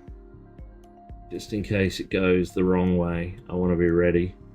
So I can just like lop it off and continue on.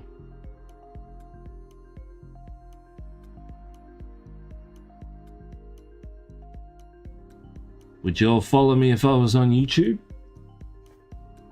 Like, why even have bits at this point if the system's going to be abused to that level? Exactly. But the whole concept of it, I understand the concept of it. It's to help support your favorite creators. In their endeavor to make a bit of money with what they're doing. Speaking of money, I'm having some problems with Twitch. Follow yes, but never give money through YouTube. Don't want them getting a cent. Well, there's still the other platforms. Like Ko-fi. Ko-fi is great. I've been with them for a number of years.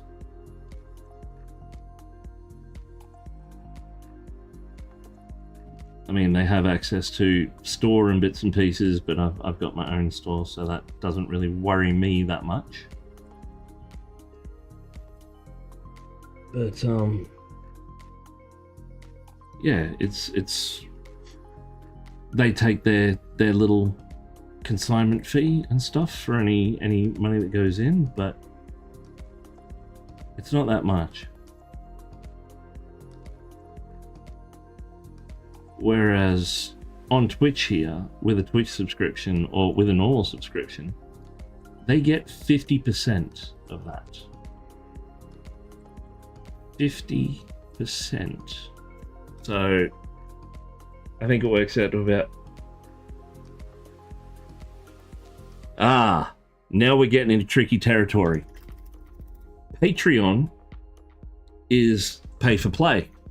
If you've got the money,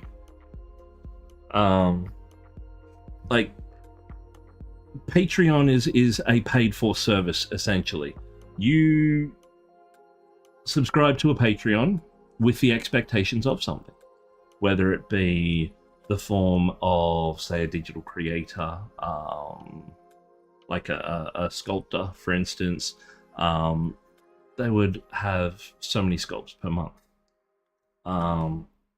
As a miniature painter, the only thing I can offer is my knowledge, and I will not lock that behind a paywall.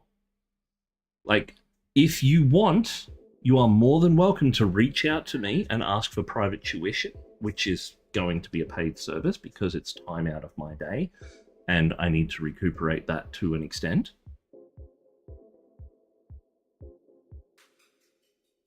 You'd be one of the rare few that actually do that. I don't have a Patreon. I support one Patreon. And the only reason I support that Patreon is because her style of artwork and color theory to me is an invaluable asset. So I am happy to pay that amount per month to support her to continue creating content. And in return, I get some PDFs on different styles and different techniques for different models, which is a plus for me because it all goes into my school of knowledge.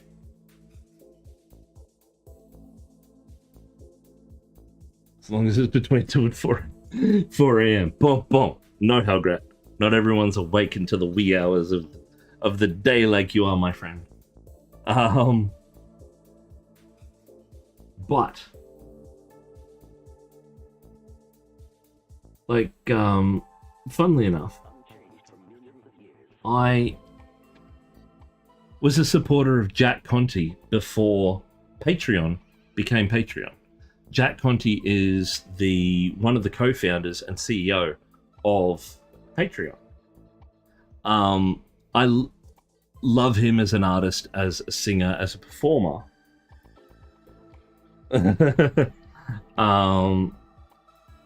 And what he believes Patreon should be, yes, I'm all for that. What people have done with Patreon, I'm dead set against. I don't like the way people use their Patreon to gatekeep knowledge for money. And all of the big artists out there are doing it. Like, every single miniature painter that has any sort of following is doing it. And it's something that I can't get behind, and I don't want to get behind, because once you start locking knowledge behind barriers, then, like, you're going to have problems. I grew up in the public school system, if you can't tell.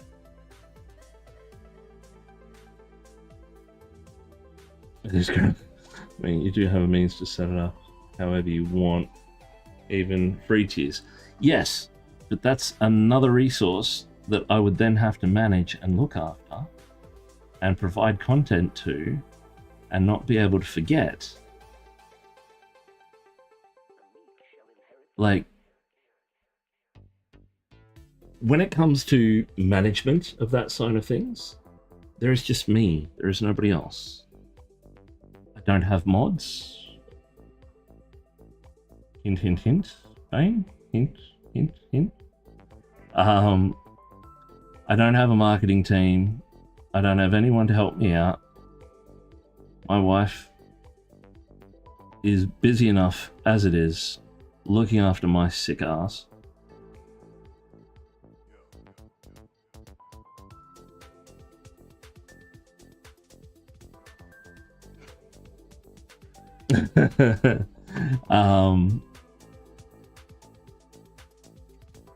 But I currently have Twitch, Instagram, Facebook, my Facebook business page, my YouTube channel, my Blue Sky, my whatever their Instagram thing is, the flamingo.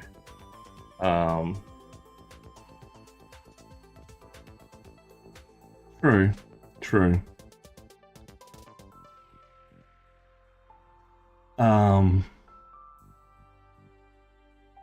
I've got Putty and Paint. I've got Base Layer. I've got TikTok. I've got like it's a lot. There's a lot of stuff that you have to do and balance. And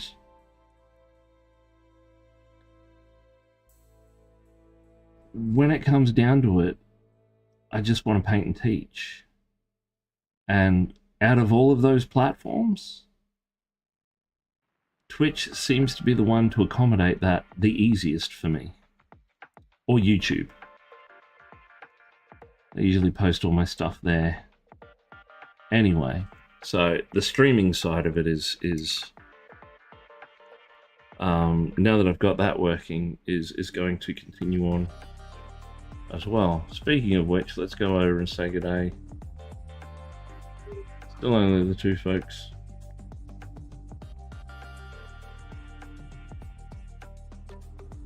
But yeah, it's interesting.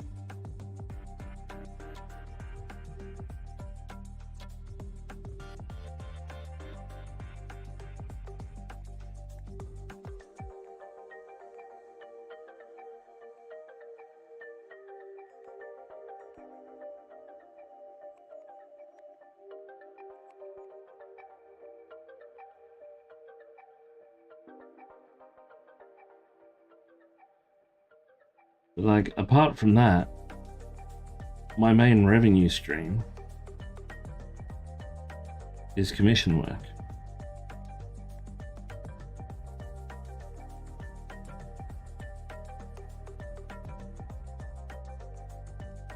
So, yes, commissions can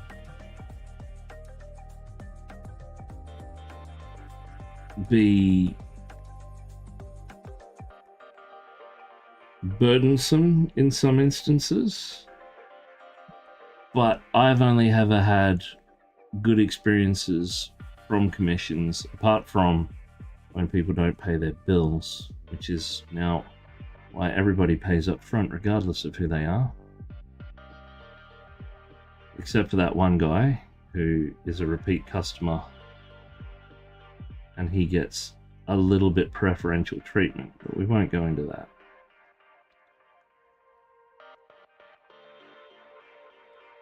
Because I'm a firm believer of, if a customer comes back to you, they are the most important person in the world. Because they have decided that you are worth their time and money.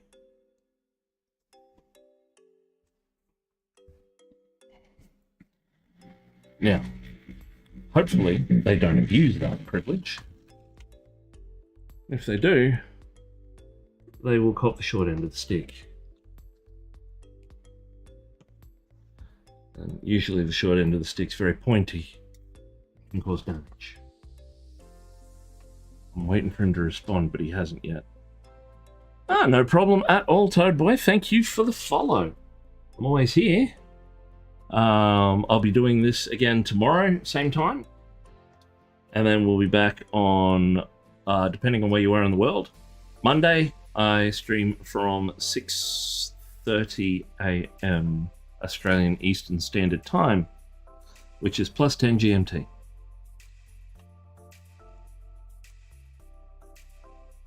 Queensland. Oh, whereabouts in Queensland are you from? I am in Birkdale, just outside of Brisbane.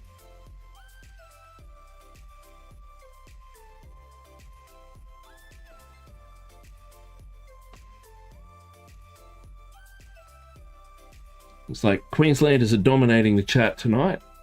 Gladstone! Ah! I did the uphill rally there many, many, many years ago. The one to the water tower up the top of the mountain range there, at the back of Gladstone.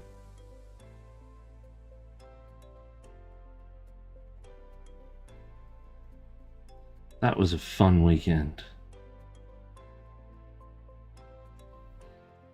But yeah, I come from Harvey Bay. Mount Larkham, that's it. Oh.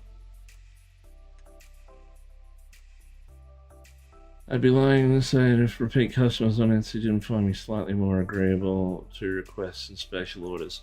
Yeah.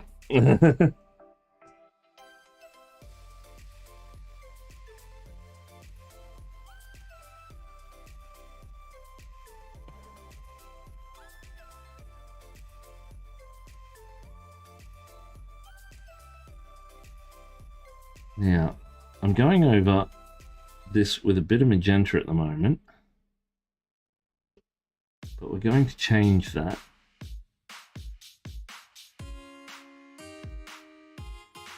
Because for where it is and what he's gripping, we want those knuckles to be a bit whiter. Looks like he's not gripping them enough. So we wanted to enhance the red around the knuckles and down the fingers, because when you grip, you naturally get that color, but you also get those lighter bits on the what happened there? The lighter bits on the knuckles. Craig Nash. Oh God.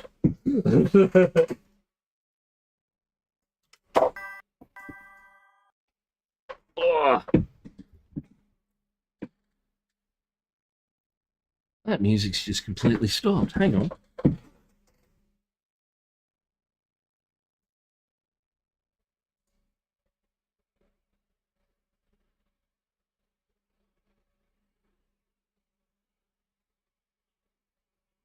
There we go. I used to work many years ago for Domino's, and I used to deliver pizzas out to Craig Nash. My in-laws love Harvey Bay. They were there about a month ago. Yeah, I lived there for 15 years. There's nothing to love about that place. It has a saying amongst the locals: the land of newlyweds and nearly deads. Either you move there, or either you go there on holiday for your honeymoon, or you go there to die.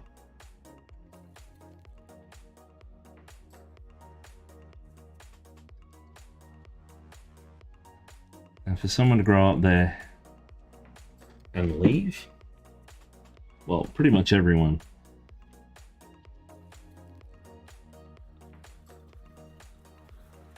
Sounds like most Queenslanders in their 70s, so lol.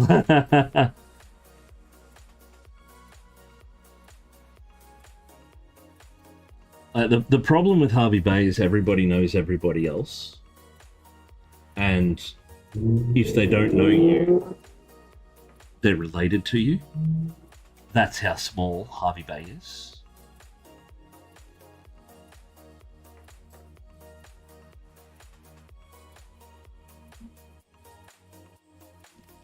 Like, if you get yourself a bad reputation, you can pretty much kiss any job anywhere in Harvey Bay goodbye, purely and simply because everybody knows everybody else, to the point where it takes 5 minutes before your name is trashed. Quite hilarious, and also quite foreboding, because it definitely gives the feeling of being a bit incestuous.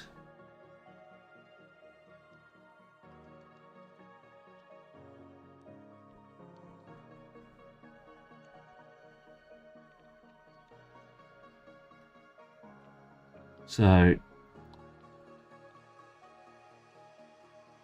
given the opportunity, most young people with any sense about them get the hell out of Harvey Bay in the biggest hurry imaginable after high school. Sold up moon. I'm not going to allow that other one through.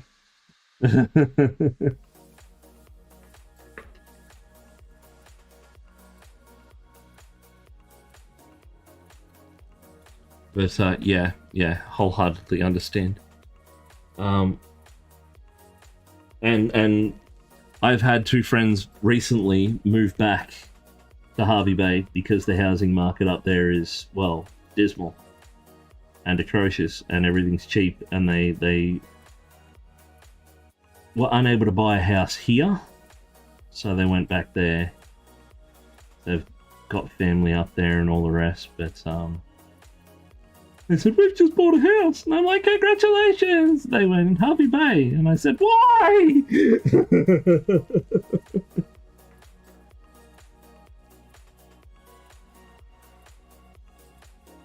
Why on earth would you go back to Harvey Bay? Are you being held hostage? Is it under duress? Blink twice if you are safe.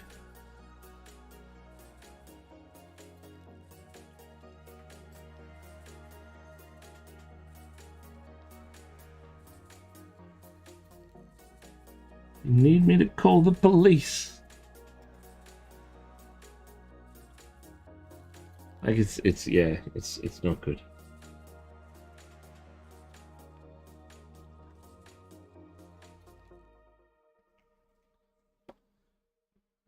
No, man, have a good one. Have a good one, Toad Boy. Thank you very much for dropping in. Thanks for the follow. And I hope to see you again. Pleasure talking to you, bud.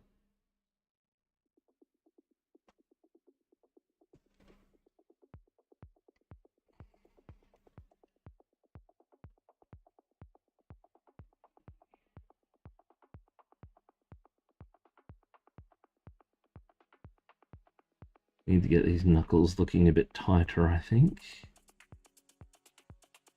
Thinking about adding some white in here. Whoop. Is that in focus? Yeah. See how we're brightening up those knuckles there?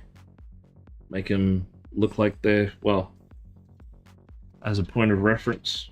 I always have things of reference around. So I'll bring it up under here.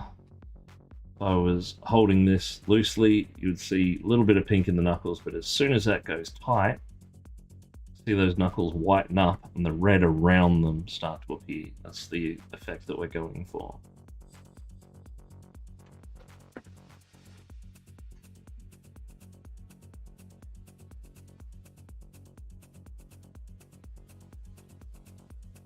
So we need to continue that through into the fingers holding the arrow.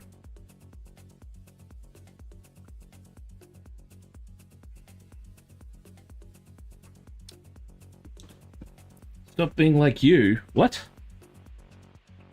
What do you mean, stop being like you?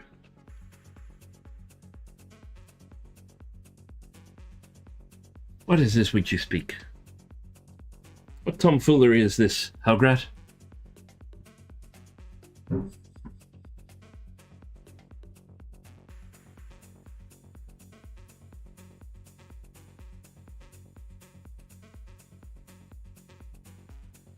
I was using references before they were cool.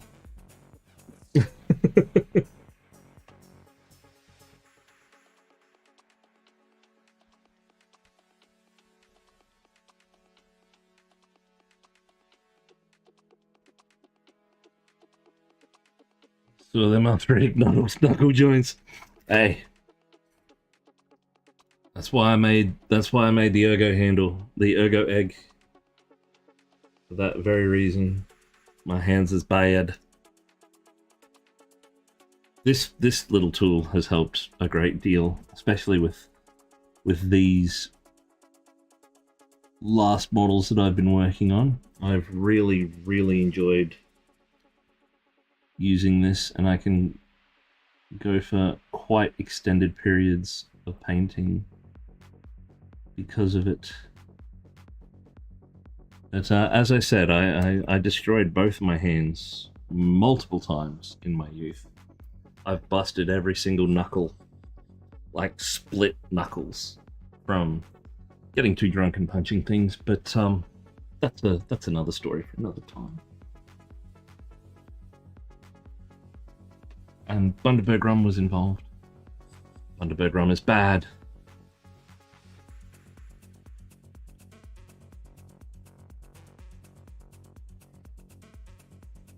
Bad and cold.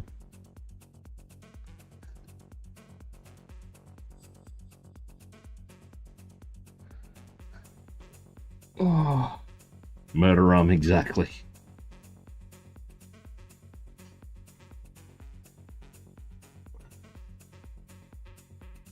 Well, let's just put it this way. I was the reason they put 6 bouncers on the door at the beachside, at the beach house bar in Harvey Bay, because of my antics on rum. And my photo was behind a lot of bars in Harvey Bay.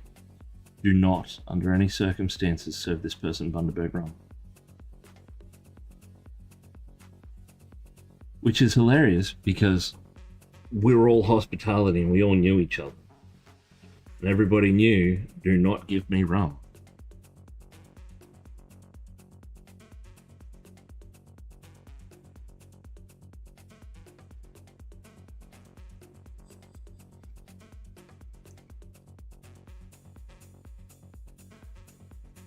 Not proper ones, there's hired goons.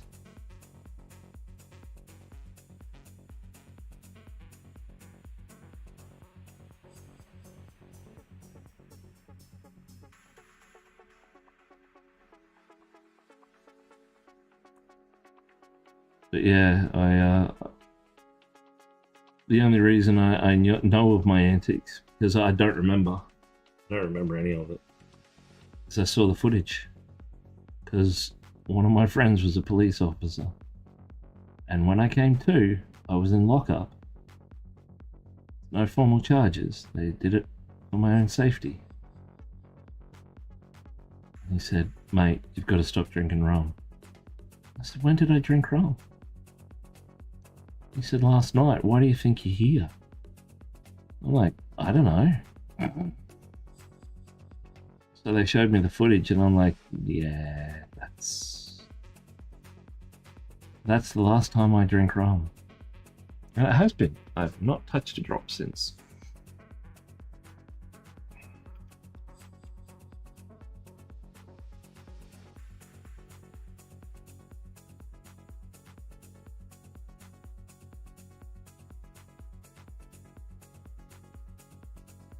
I can have anything else, like literally any other alcohol on the planet, with no effect. As soon as I have a rum,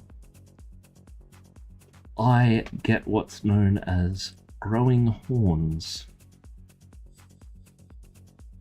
And I become a very, very belligerent and dangerous person to be around.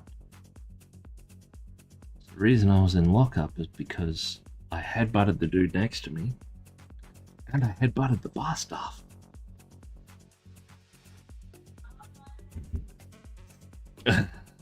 So that was an interesting night. That one that I plan not to repeat anytime soon.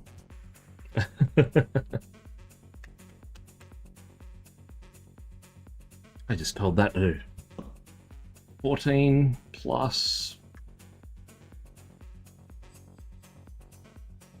Oh.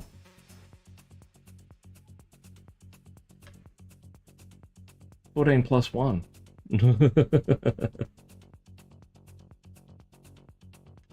Hopefully we get more of a following over on YouTube, but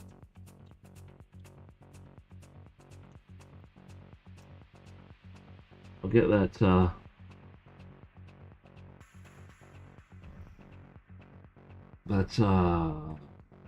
chat thing sorted out, hopefully tomorrow.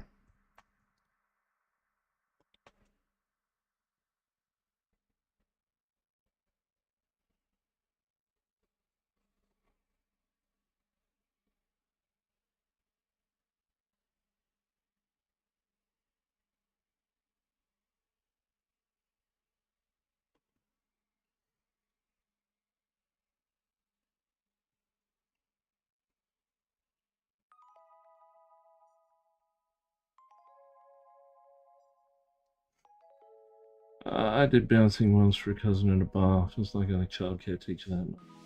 So yeah, did it once. Yeah, it literally is. I was a bar manager for a number of years, and in the backpacker industry in Harvey Bay, if you're the bar manager, you're also the night groundsman, the dock boy, the like. It's an unforgiving job, fraught with peril and danger.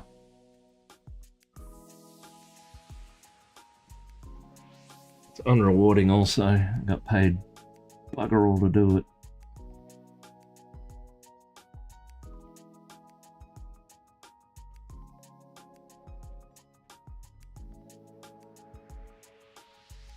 Says the guy who paints bits of plastic now for a living.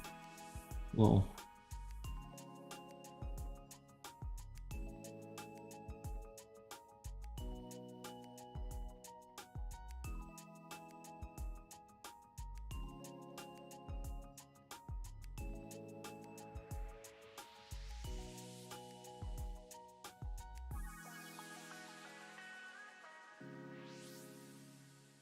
Now, I need a little bit of you and a little bit of you.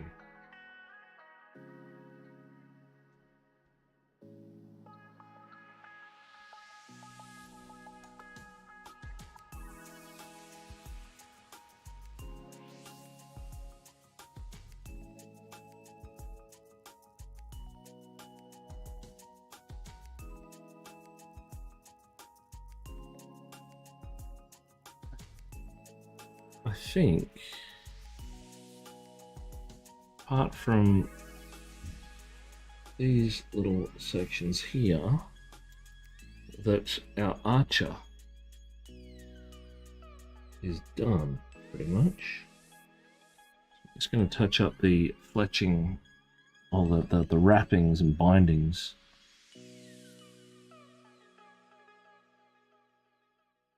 On the arrow and bow, just to brighten them up a bit, because that is our goal.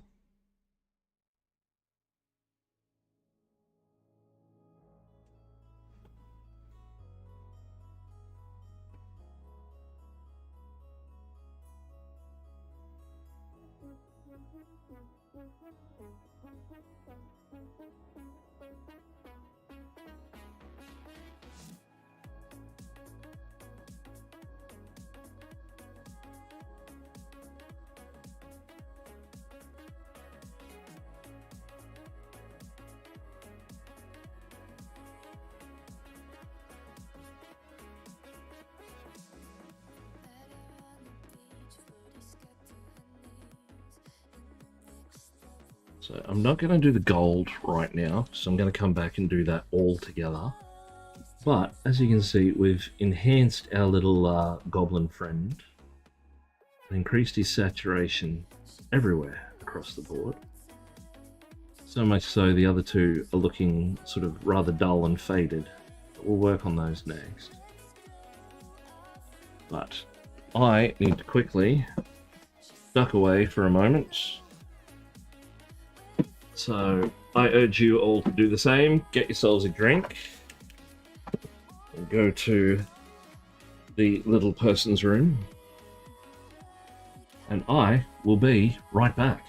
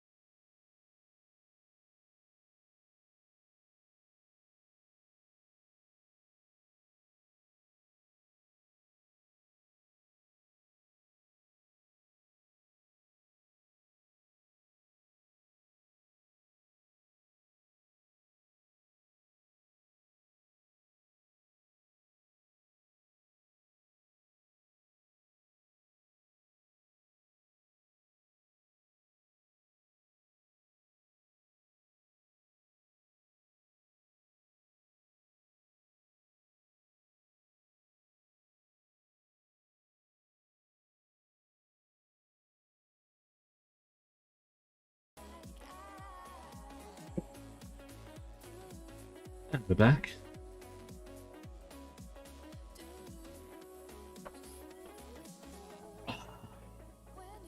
Last of the coffee.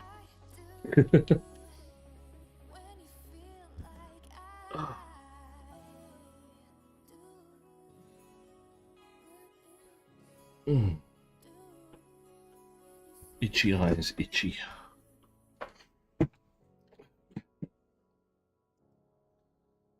Alright.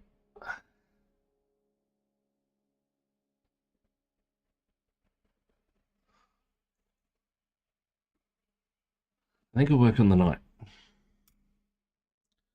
No, I did not make you a coffee. I would still be traveling. I didn't even make myself a coffee. That was icebreak. Where is the graphite? This is an interesting paint, this one. This is all from Mr. Pigment's paints. And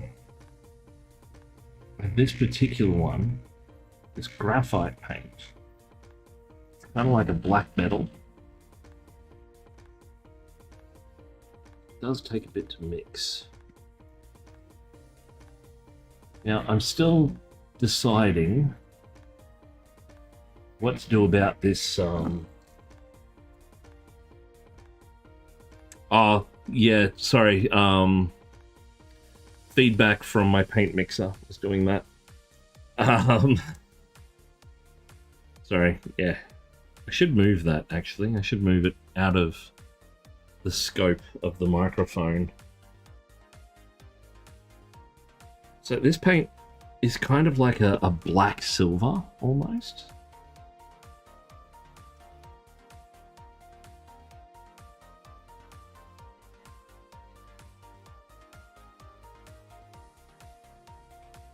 Ah, that's all right. I was just mixing up a paint.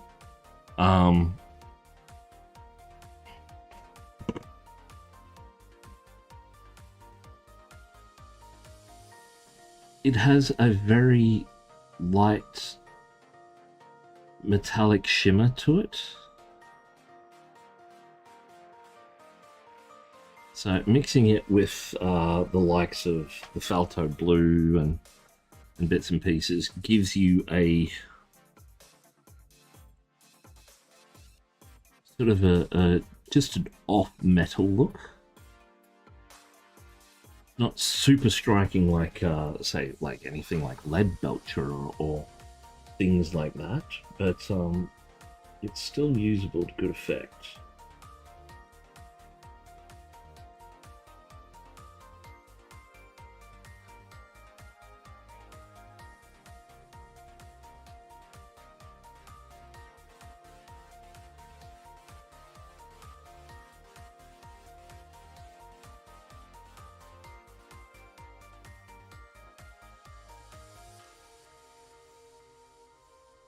It's got that little bit of shine to it.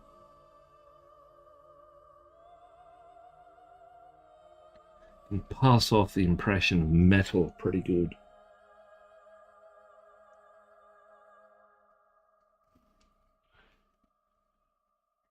Now, I'm not one of these people that turn around and say, oh, if you paint in metallics, you're not a true miniature painter.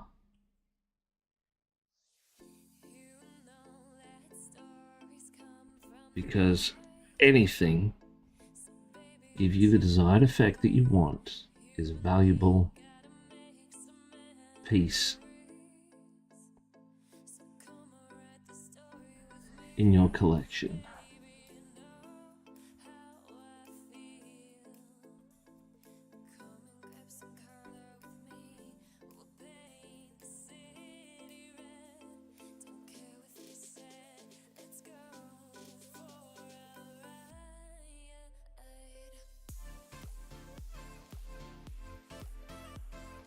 Now, we want to enhance, but we don't want to overthrow. So that's the balance that we're going for here.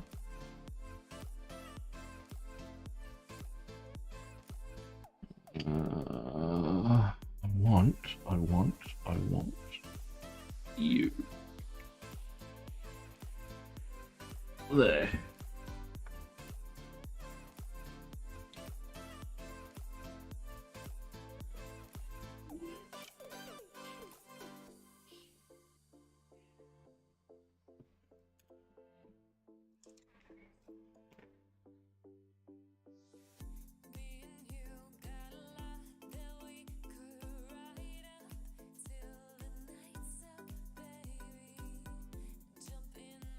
Just found a spot of glue.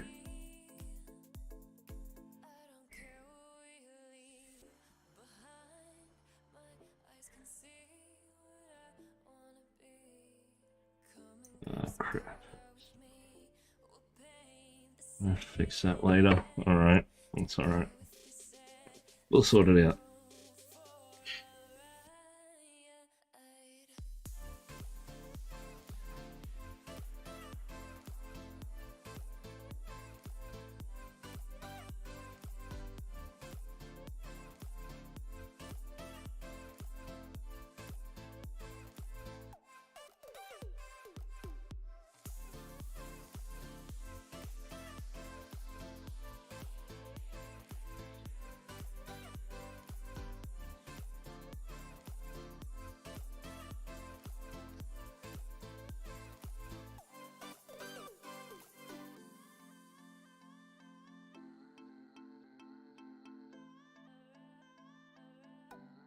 Sorry if I've gone quiet, I'm just concentrating on this, sorry. Just trying to get that soft blue built up again, as you can see.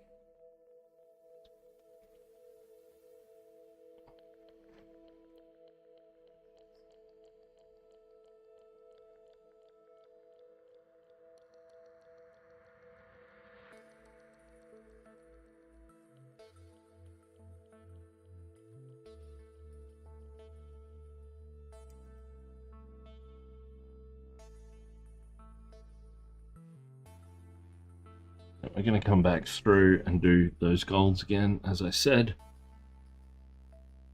So we'll continue on.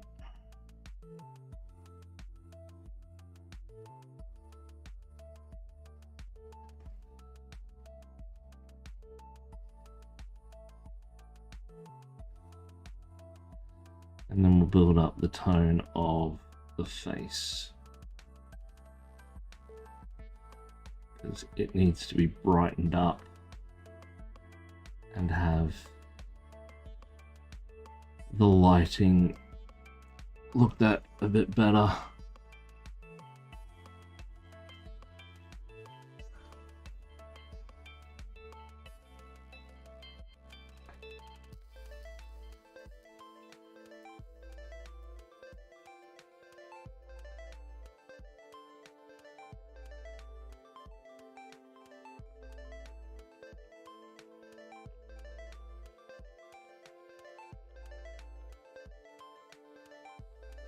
So we almost want the sunlight to give that very subtle green tint, as you can see on the beak of the helmet there.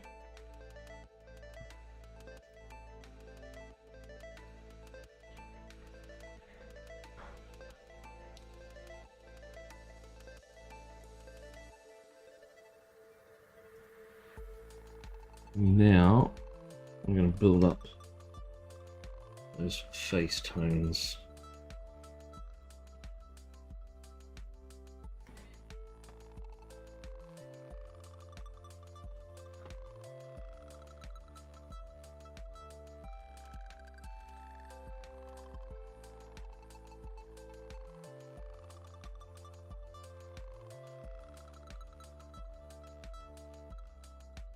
Damn hair in there. There we go, gotcha.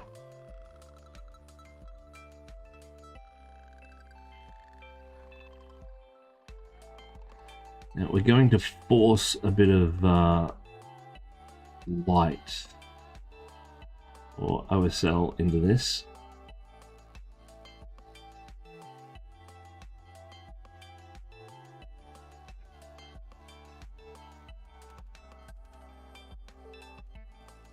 just to brighten it up. Because the chromium green has a tendency to dry quite deep.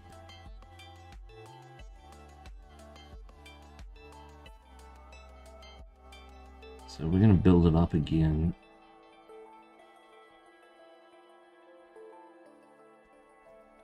But we also want it to be a bit dark and ominous in spots with our shading. So I'm going to start doing a little bit of that now as well.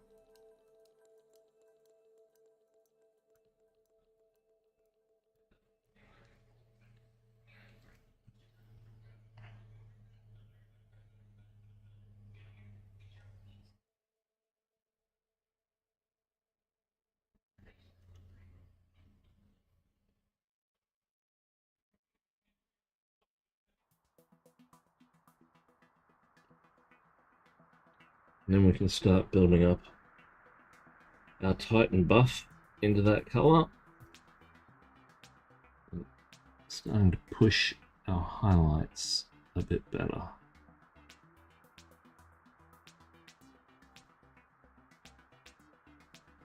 And then we'll add our discoloration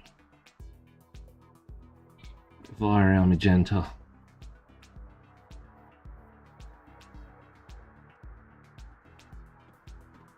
Now, we're probably going to call it at 3-hour mark again this evening, because I'm still not 100% well.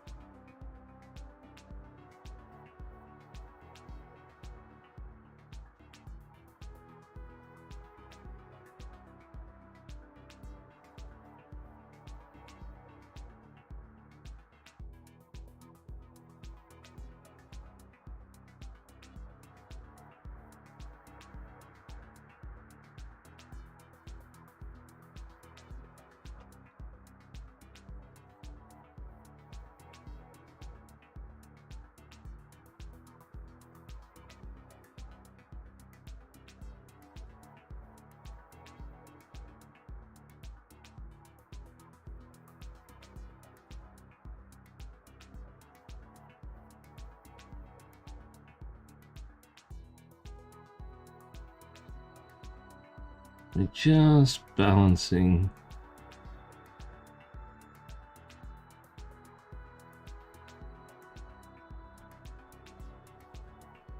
that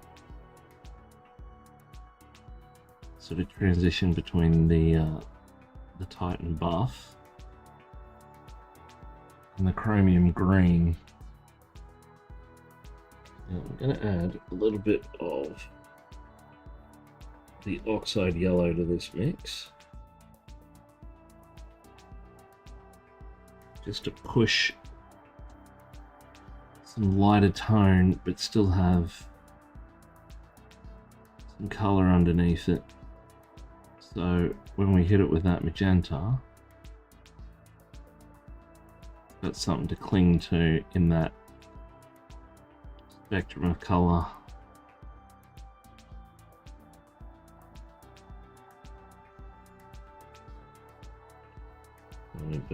Bring in more Titan buff till it is just the scarcest tint. I think it's time to retire this brush.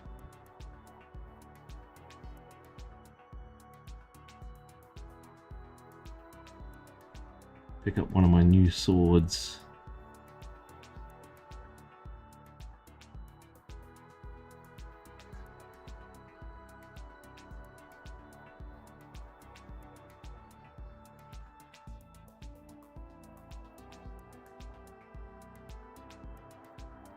Now, I need to do this guy's demeanor as drunk.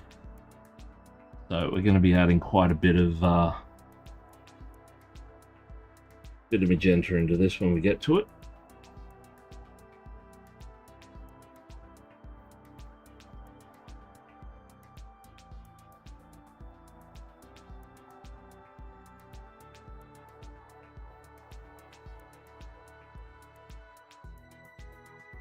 Might even have a look at a bit of a reference shot.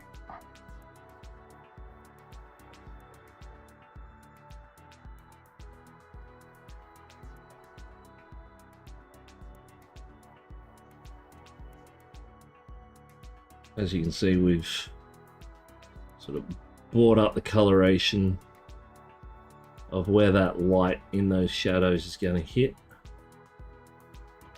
And then we'll drop down a little bit of the detail behind it. Just need to... No, this brush has got a big dirty wad of dried acrylic on it.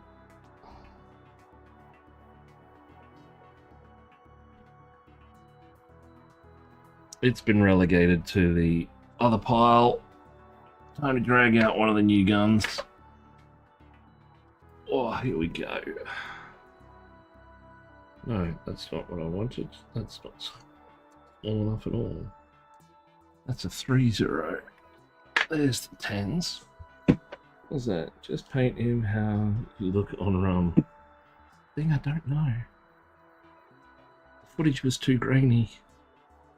I mean, you could tell it was me. I'm kind of a difficult sight to miss, but where's that white gone? There it is. Look, I'm making noise again. I'm doing painty mixy noises. Let's see if anyone's over on. Not as yet. Black Swords. The last comment we had there.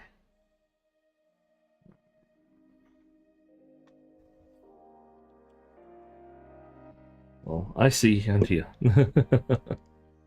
I use the IntelliLabs Vortex Mixer, or as I call it, Mixigo Burr.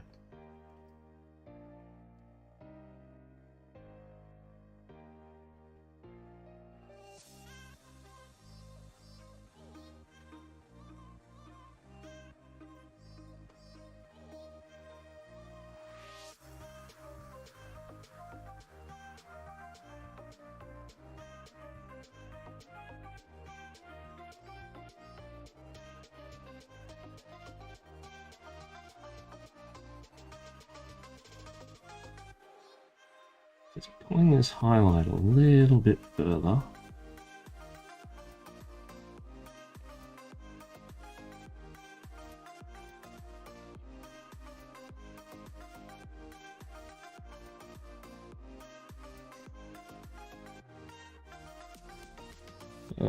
Need one of those mixes that go bare. Are you in Australia? I know Toadie is in Queensland. Depending on where you're from, I think I've got an affiliate link that might work for you. I bought my mixer through Gap Games.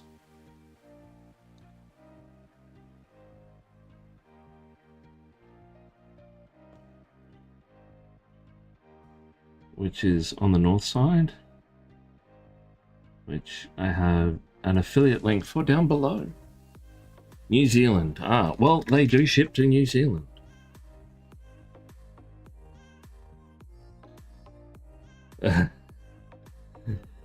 With the amount of damage I've done to my nerves, yeah, that's bad for me. So I'm not doing that.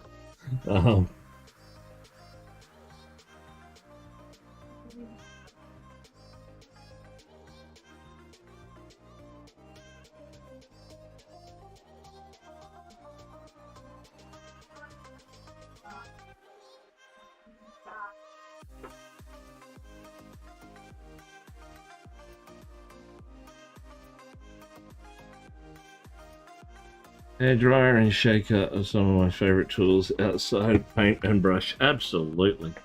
What was I going to do? That's right. Look up drunk people. Yay!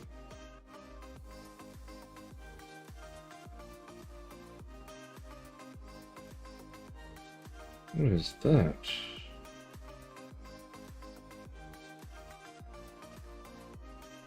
I don't know what that is.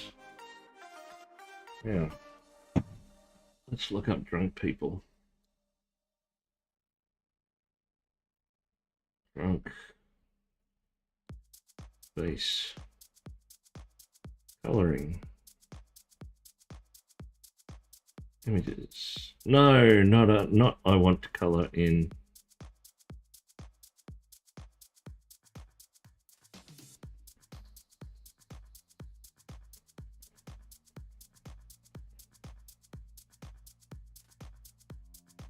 Alcoholic face changes. There we go. That's what I'm after.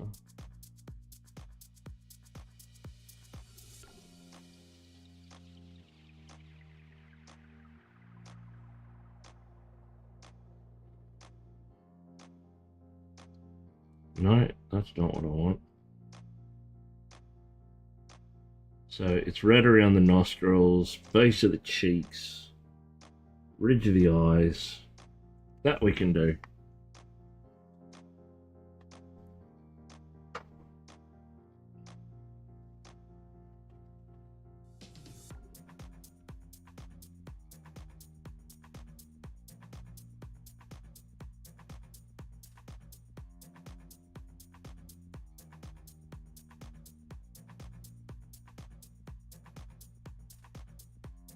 Very ends of the nose also. That will build that up. Because he's got a pointy chin, we'll build that up a bit as well.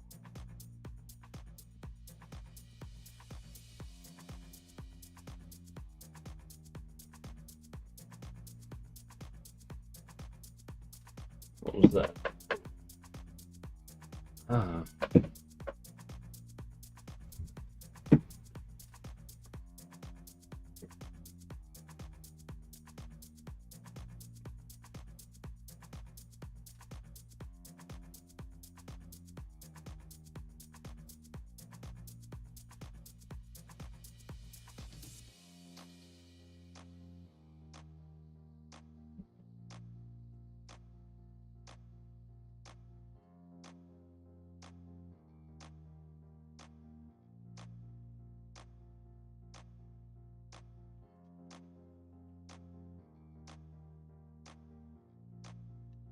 Bit more.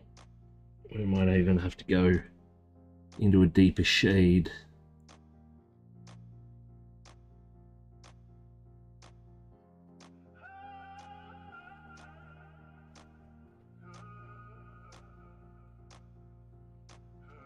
I need some light.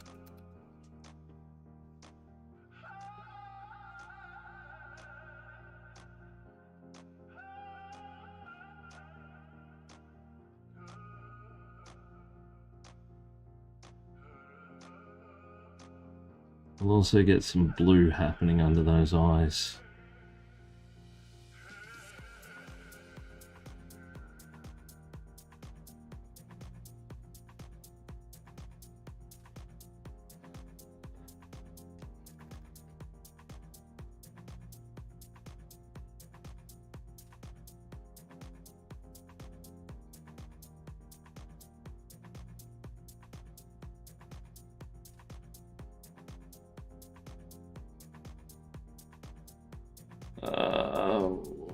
Have fun for the night. Catch you on the flip side. Thank you very much, Talius. Hope you have a good evening, sir.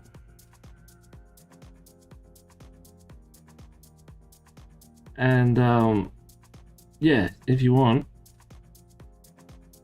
rock around at some point, and I'll hook you up with one of the ergo eggs.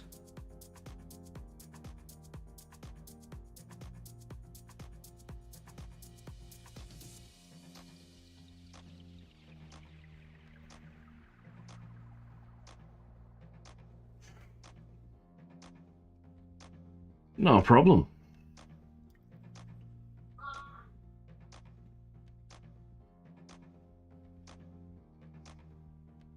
yeah, he's looking a wee bit more drunk now.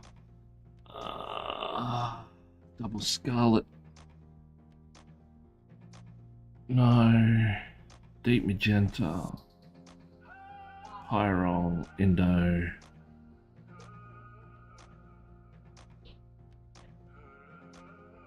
Antharian.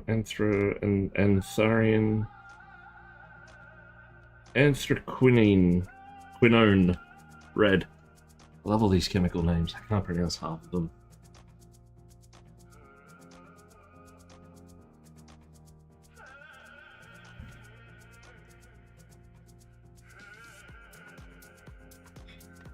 Okay. I'm gonna have to figure it out with a pencil. Oh, there we go. Oh, come now. Quit playing coy. Any other time, you'd be wanting to jump out of the bottle.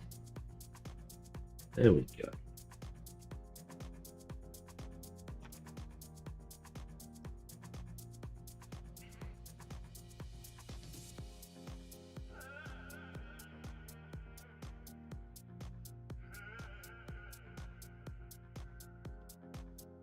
So, how is everybody doing out there? Anybody got any questions, or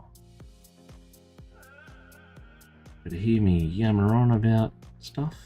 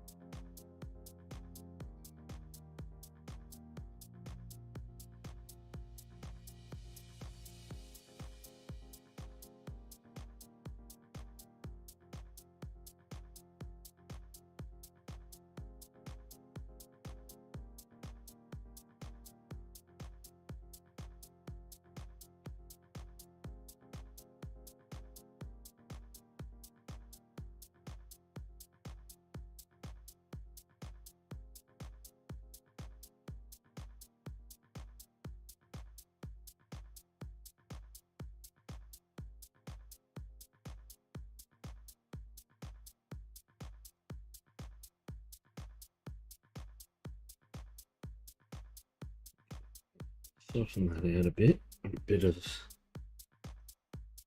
green.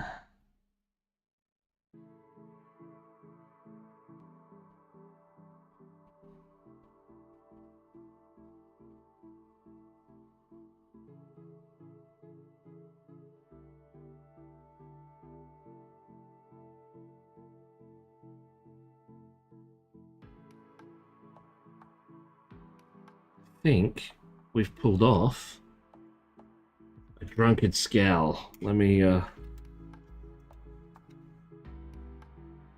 shine the light on there for you so you can see. It's not showing up.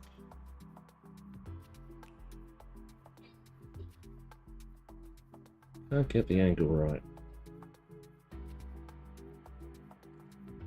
Very sort of red and green and elements purple. Make him look angry and drunk.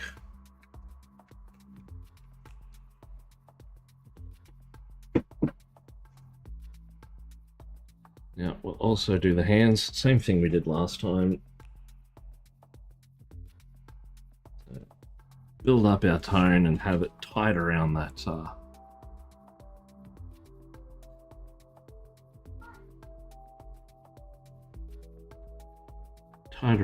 lance.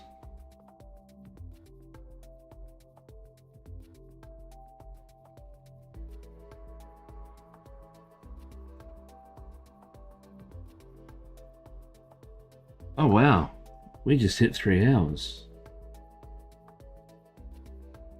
That last block went very quickly. So I think from there we'll be continuing this fella tomorrow.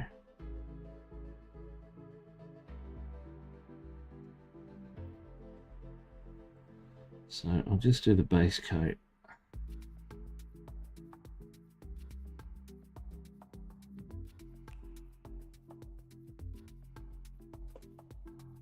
Most of this hand is going to be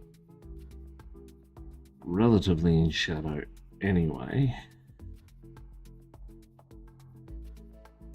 So having a bit thicker coat of that chromium green isn't necessarily a bad thing. It will enhance the overall colour that we're going for, but give us enough room to build up that tightness of skin.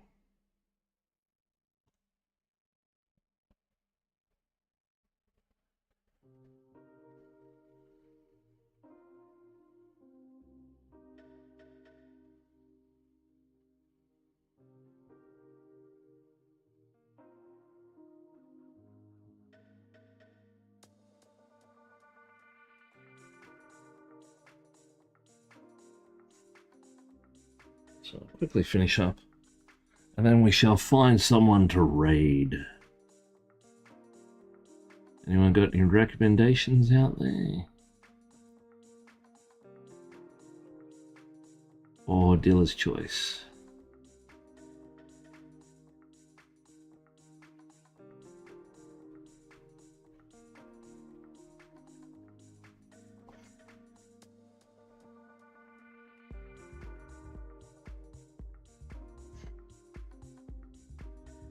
Not a lot, not a lot. We're just about to wrap up stream, actually, Supervisor. Just saying, if you've got any streamers that you would like to recommend that we drop in and give a raid to, now is the time to make mention of them. But we built up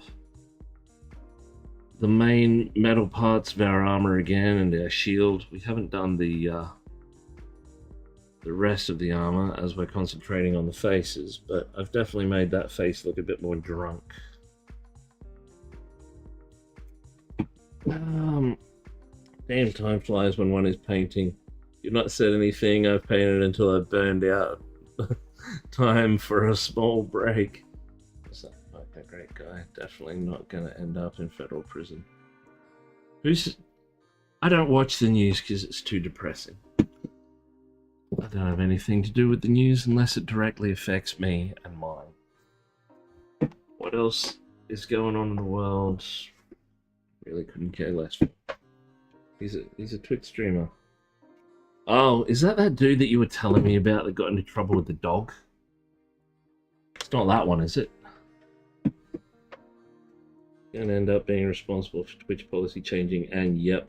Hey, Fenty Floyd, welcome. Son the dog shocker. I remember him. We're not dropping in on him. We drop in on respectable people. So let's have a look and see who's out and about. Who we got? There's that Joker Paints guy. We dropped in on him. Oh, Litsy's on. We might have to drop in on Litsy. He's still going.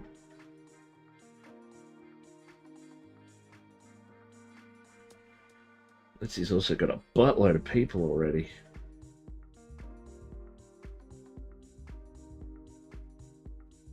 What's she painting? Mechanicus Tech Priest. Sold, and it's a beautiful green. We're doing that. Fenty Floyd, thank you very much for dropping in, but we've come to the end of our stream. We've hit the 3-hour mark. I will be back tomorrow. I will be on the same time tomorrow evening from 5 PM Australian Eastern Standard to, well, now, tomorrow night. So if you like, drop a follow down below. Doesn't hurt, doesn't cost anything, and that way you will be informed when I come online. So if you want to hang around, you're more than welcome to. I'm going to drop you all into a fellow streamer, another fellow Australian, Litsy Works, very talented, lovely person, and I'm sure I know her from somewhere, but I don't know where. So until next time, or we may as well hang around because there's an ad just about to drop. So I'll see you on the other side of the ad, and while that ad's happening, I'll get ready to drop us in. So thank you all very much for hanging out. Peace out. Much appreciated. Thank you all for the new follows and everything else. And just thanks for being here and chatting. More importantly than anything else. Community. That's what it's all about. I just looked at myself on stream and I look dead as a doornail. So I'm going to have some dinner and go to bed, I think. Right. So if I go rate.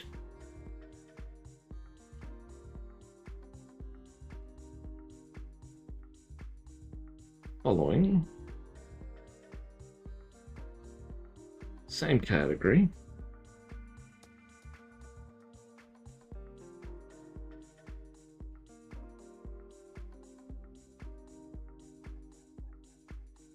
Let's see, there she is.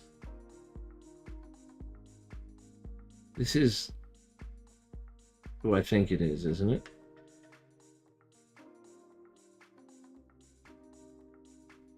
Yes, it is. But it's looking very light where she is. Let's have a look.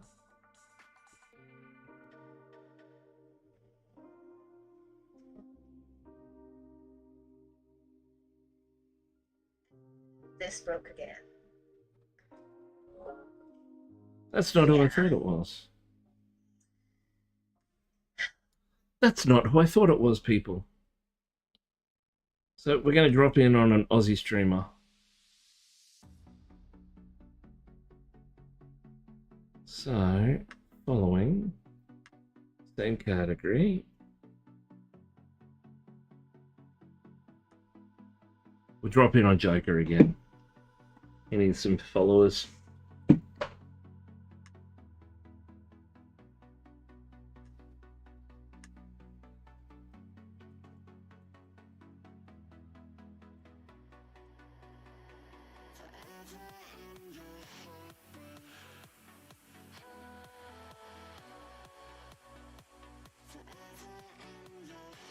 Whoa. Why am I getting feedback from there? Hang on. There we go.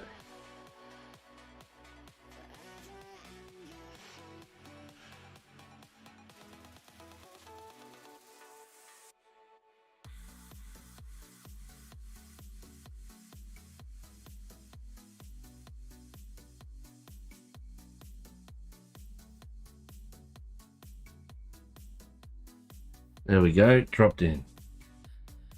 Have a good evening, folks. Peace out. It's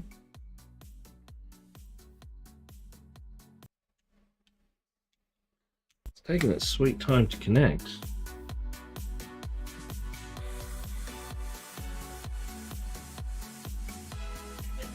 I'll get one that I've done.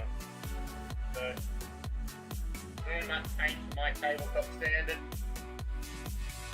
We're currently doing a giveaway. It's open to everyone.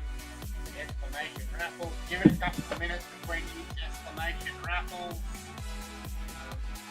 Because my bot likes to break a lot tonight. It is an out of production noise marine. Giveaway it reached one of my charity goals. I did fundraising.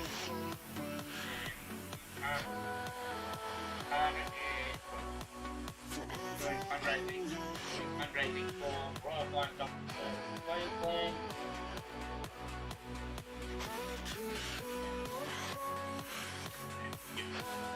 So yeah, out of production noise marine. We'll be able to show it off Monday stream. Get it out young or